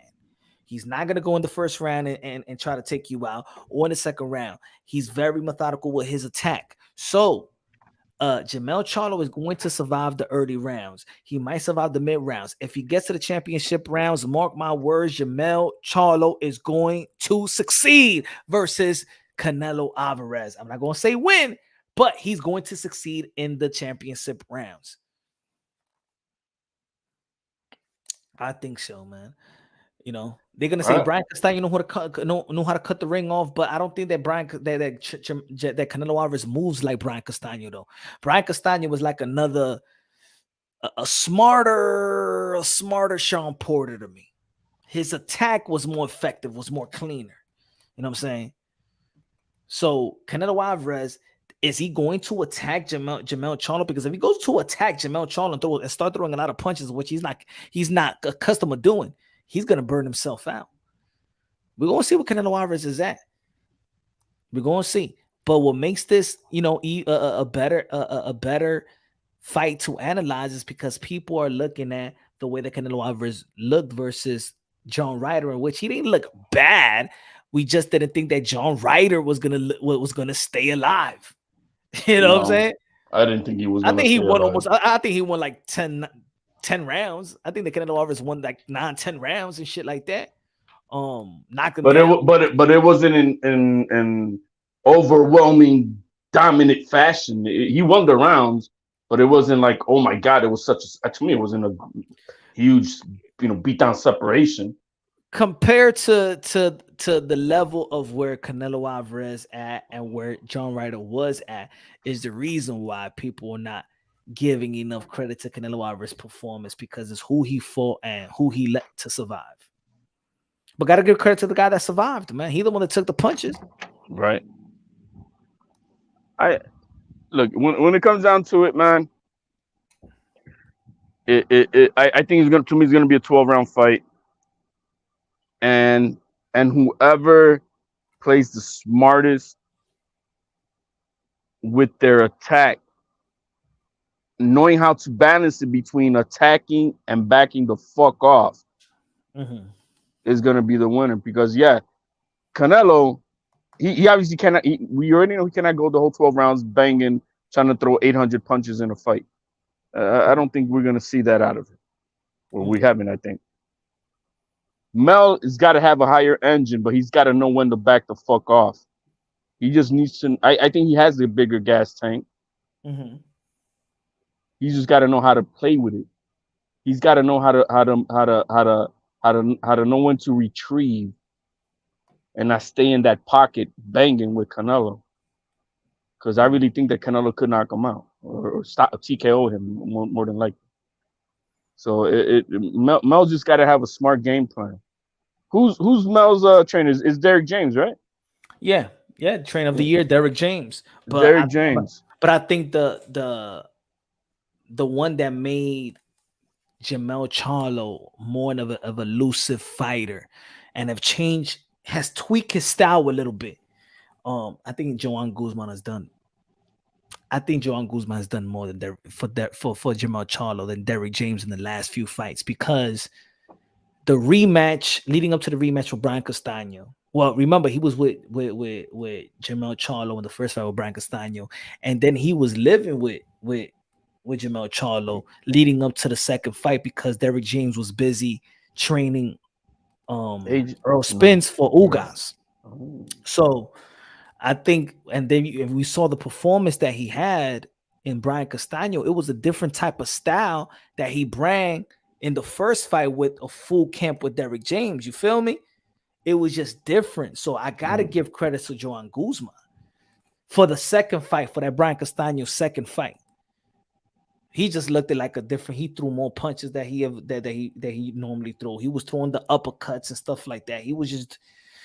He's become a complete fighter, bro. I like Jermell Charlo, been a fan of his, and he's one of those blue collar fighters that has earned everything without no hype, nobody giving up a boost. Hey, how long has it been now that Mel's been out of the ring? Shit, more than a year. A little more than a year. But it was last year when he fought. But he broke his hand, though. He broke his hand. So we got to see how that hand is back. See, he's gonna have we saw that Canelo Alvarez hand broke, right? He couldn't take the guy out. But you know what I'm saying, we're gonna see how Jermell Charlo is gonna be back with his hands. It's gonna be good to see. But yo, man, I'm going to end it right here, brother. Shout out to HLD joining me in the panel and stuff, and other guys, man. I'll be putting the link in the membership zone, bro. Guys, hit the link. Don't be coward down, man. Get your asses up here. I saw someone who was commented, and I'm like, because I had thought you ended, and so I backed out, and then I saw that you saw, and I'm like, no, what the hell is he having a private thing? But no, so you had it for everybody. So yo, man, everybody hit that damn link, members. Come on Let's up here, chop it up with the Drunk Nation. Yo, it's 2023. Boxing is great. I think this is the best year to sport of boxing with the fights that we already been having, with the youngsters doing their thing, with the women doing their thing, with the elite fighters doing their thing, with the signing Canelo Alvarez. We're still waiting on the heavyweight division to come and join the 2023 monster year. We're not even halfway. We're heading into July. You know, we got the fight real quick punch for tomorrow. Who's winning the girls? Who's fighting? Savannah Marshall and and Crew DeJourn. Yeah, I got Savannah Marshall. Man, I got a feeling, bro. I don't want to say that because I want I like Crew DeJourn. I like Crew DeJourn, man. I don't know. I think Savannah Marshall got probably a chip on her shoulder, you know? I got Savannah. I like Crew DeJourn, man. I like Crew DeJourn. You know, she was tight at Tia from Lopez, right? Oh, yeah. Be going in on Tia because she felt like it. She was mad that, because remember, she was going to be on the card with Triller. She was going to be on the undercard? Yeah, I think that was the one she was going to fight for Undisputed or something like that, for the world title, something like that. She was mad. Punch, you loud tomorrow for the fight? I think so. I think so, bro. Who else fights tomorrow? Oh, we got my next American heavyweight. Jared Anderson. Yeah. Shout out to Jerry Anderson, man. I like. You see how they promoting him? You see how they massively. Hey, man, I'm happy for him, bro. Yeah, I love it. You know what I mean? You see the difference. Oh yeah. You see the difference where the money be going. but it's good for Jerry Anderson. It's good. They got him in an 8,000 seat arena. You know what I'm saying? Good for him, man. I'm happy for this young man, bro. Yeah, I don't know about these but they getting too emotional for me. Yeah, bro. These fighters are getting too emotional, man. What's going on, man? Like, bro, man, sign of the times, Punch, bro. I don't know what to say, man. Like, something going on with the athletes today. Like, I'm trying to learn why they too emotional. What is going on? You know, Punch. Is it a soil? Is it a soil? No, there's a saying, and I don't want to fuck it up, but I think it's just, you know. He said, "But I'm only 23." Yeah, I'm not fucking with Jared like that, bro. That's my dude, man. But yeah, I wasn't too happy with what I saw with that. You know, I'm glad that an alpha male, you know, shot him straight. You know what I mean? And the way. HLD, but I'm only 23. Look out of here, bro. You got 18-year-olds leading platoons in the military and shit. 23, motherfucker. Come on, man. But it's just, you know, the times, bro. Soft times create softer men, bro. 23 años. You know what I'm saying? It's just a sign of the times, Punch, bro. These kids are born literally. We're born with a silver spoon in our mouths here in this country. It's easy. Hey, I'm gonna say it like this, man. For the athletes, man. I know y'all going through things, but Punch Run Boxing, the channel was open for y'all to talk about what is the thing, what is going on. Because I know, look, they're saying a lot of these fighters say mental illness, but they're never saying what it is. It's not mental what illness. Is going on? What is going on? Like, is it too much pressure? Like, what's the pressure that you work your whole life to put yourself in a position where you at, and now you get in the money, and now you got what is the damn pressure? Damn it! What's going on with y'all, man? You know what it is. You know what it is. I gotta say it. You know what it is. HLD. Okay. Pressure is what make the athletes that I grown. It's what make them great. The pressure of Michael Jordan in the fourth quarter. The pressure of Magic Johnson with the hook. The pressure with Larry Bird. The pressure with Wayne Gretzky and Mark Messier. The pressure of Derek Jeter. The pressure should not be mental illness. The pressure should be something so you could become great. Only the great ones love the pressure. What are you crying for the pressure for, man? I don't understand. I don't get it, bro. It's definitely uh look, this is the quote I want to say. Is what it is, Punch. Hard times create strong men. Strong men create easy times. Easy times create weak men. Weak men create difficult times. What's going on? I seen that in the reel. You got it from a reel. Yeah, yeah, that's right. There's a quote. It's a proverb, but it's a fact. Mhm. And in this country, it's a lot of easy times, and what happened is we got weak men coming out of this shit. When we have hard times, you create these motherfuckers that were the Mike Tysons, that were the Jordans. You know what I mean? But we don't got that no more, man. And there's a lot of coddling now, and so that comes with it too. But hopefully, hopefully Jared Anderson, he's young, man. He'll figure it out eventually. Man, HOD, you got that from a fortune cookie. What are you talking about? You got that quote. Yo, it is a it's a He said, proverb. "No, Punch. This is what it is. Easy time. It's gonna go on time." It is, bro. But it's a fact. It's a fucking fact. Shit. Motherfucker like me who has to carry water to take a shower with a pot and shit, with 3 scoops of water and shit. Not knowing where your breakfast coming from. Yo, man, these kids are nowadays don't have to, come up with that shit. You know what I mean? They're not thinking about where the next meal is coming from. None of that shit. It's true. This is a whole different type of era, bro. It is a different era, man. There's no bullying, bro. We all grew up with bullies. Bullies are needed, man. Growing up, bullies are needed. Yo, These are the if it wasn't for bullies, people don't learn how to fight sometimes. You know what I'm saying? Nah. Think about it. And it's true. You said the truth. You know why? Because if it wasn't for Mike Tyson being bullied, we never would have got the baddest man on the planet.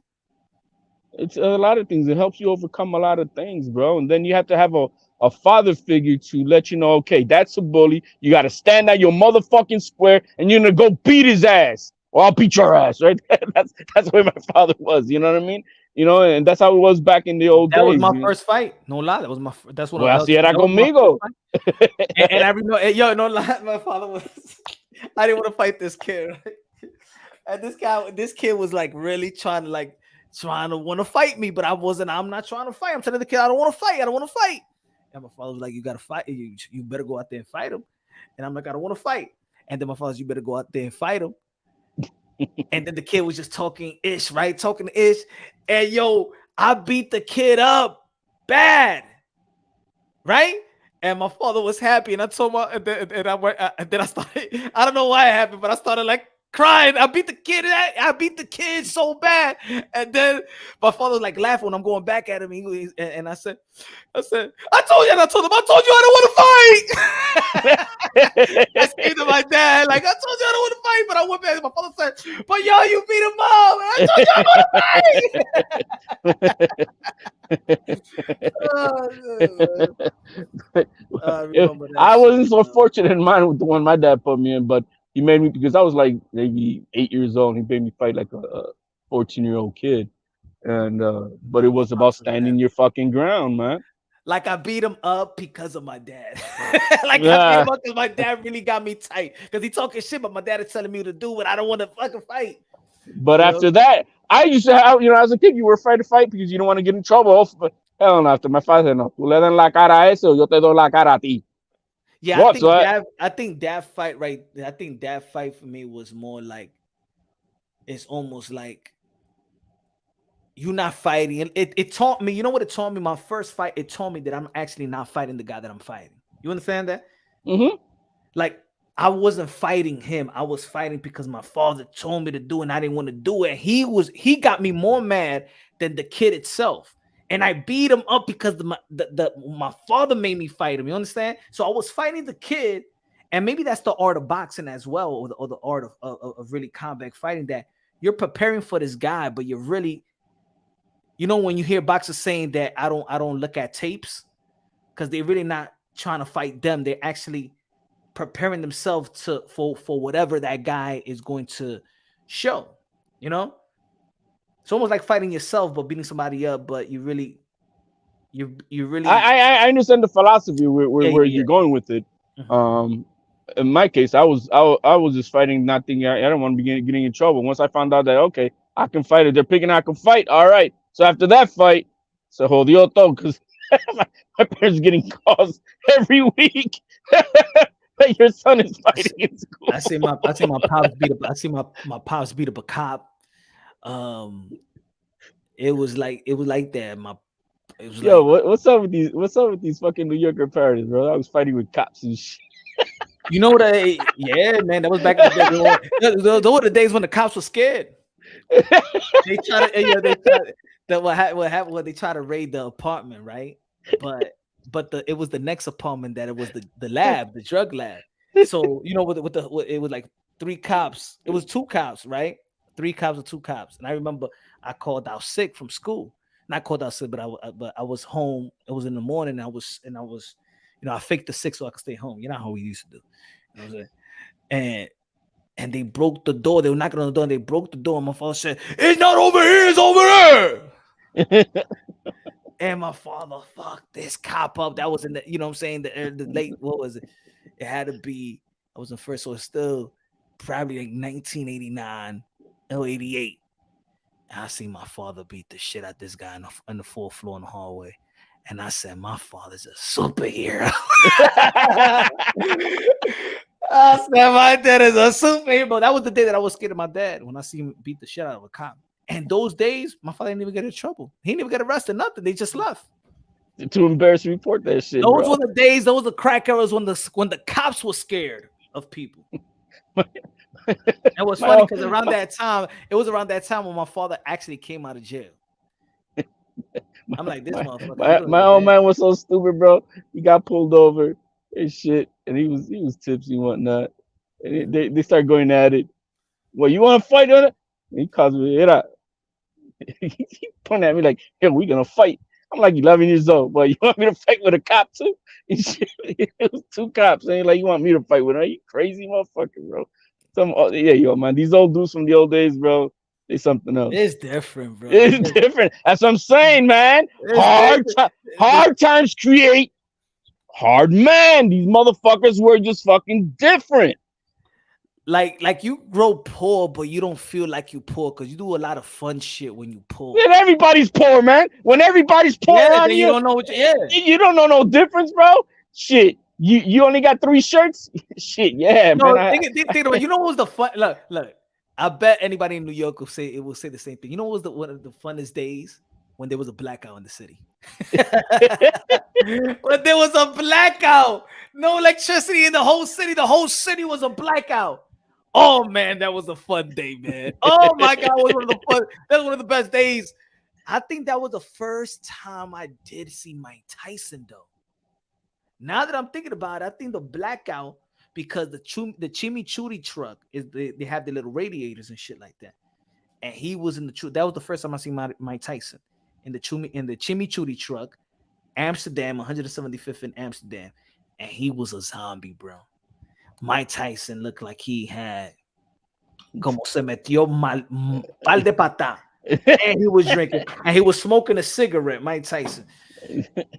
And he was by himself because he used to date a girl in Washington Heights. He used to date a girl around the way. I think that was one of his baby mamas. And he said, "Yo, what's up, Mike?" He was just looking at like he was done. Like he was there, but he wasn't there. It's like, shit. I met Mike Tyson, but I didn't meet Mike Tyson. He was down. He was drugged up. You met the leftovers of the night, Mike Tyson. Yeah. He was blown out, bro. Yeah, Mike Tyson got peoples in 100 and 150, 140 Broadway and shit like that, where he used to go and drink, sit on the benches of everybody on Broadway. Mike Tyson, man, Mike Tyson is the man, bro. Motherfucker been through a lot. You got to give him that. He's been through a lot and overcame a lot. He is a guy that the hood is like. The people will protect Mike. Oh yeah, because nobody stuck to somebody. Like nobody. Everybody looked at Mike like he was just a regular person. I think when people like him see that everybody's relaxed around them and they just treat him normal, I think that's when like people in his stature could chill with you. Just That's treat him what like it's fucking normal. nobody. Es que Nueva York es diferente. You know why, right? Nueva York es diferente, and that's what all these motherfuckers who don't understand the New York culture and don't understand how people roll. They take offense to a lot of stupid shit that in New York is so just it is what it is and it's how it is. But everybody outside of it, you know, act all pansy and shit. They just don't understand. Yet they want to bite the culture of New York because, you know, we all know where the hip hop culture was born at. Exactly. We are the culture, man. We are the culture. Exactly. We are the culture. Everybody else is, look, man, it's New York, right? And hip hop and everything else in between of that shit. Everybody else outside of New York, you imitation cheese. You just wanted to take the culture of New York and make it your own, motherfucker. That's appropriating culture because you're not New Yorkers. You don't understand that lifestyle. You don't understand the shit, but then you want to bite it. It's like looking right now. Shout out to Cameron. It is what it is what it is. Sports. It's we changed shit up, man. We changed shit up. Diferente, bro. And instead of trying to maybe more understand the New York culture, you want New York to understand your ass. And no, man. Yeah, I don't understand that segregated shit. That's nah, like when I used to talk about the race shit here. I'm like, I'm coming from a New York perspective, man. I'm raised with everybody, every culture, everybody. You know what I'm saying? And I'm that funny bullshit. But here in the white TV is what you end up learning that, you know, you're once you're outside of, you know, there's you know, there's other worlds. People are come from other worlds, you know what I mean? But they think that their way is and no, man. I have to understand your way, but you have to understand mine. It's not a one-way street. You know what I mean? It's not a one, and we are different over here. You know, it is different. Nueva York es diferente. You know what I mean? You know, and people don't understand that. But anyway, man. Pero ya me voy de aquí, mi hermano. Everybody Punch, in the bro. chat, man. Good chopping it up, bro. Good looking out, my brother, man. Thanks for joining me. Everybody in the chat, man. Have a great weekend. Tomorrow we back at it. We're going live tomorrow. We're going to be chopping it up with these fights that's been announced. The future fights. July is going to be crazy. July is the best month, but we have great fights that lead up to this month. And it's only July, the hottest summer in the sport of boxing. God bless each and every one of y'all. Y'all already know God first, everything second. Fight plus survive equals true champions. The best investment that you can make in your life is have God in your heart. I'm not asking you to follow any religion. All I'm saying is have God in your heart. Build a relationship with God. God is good. God is great. God is beautiful. Everybody, we got no enemies. We only have differences of opinions. Love you. God bless. And on to the next.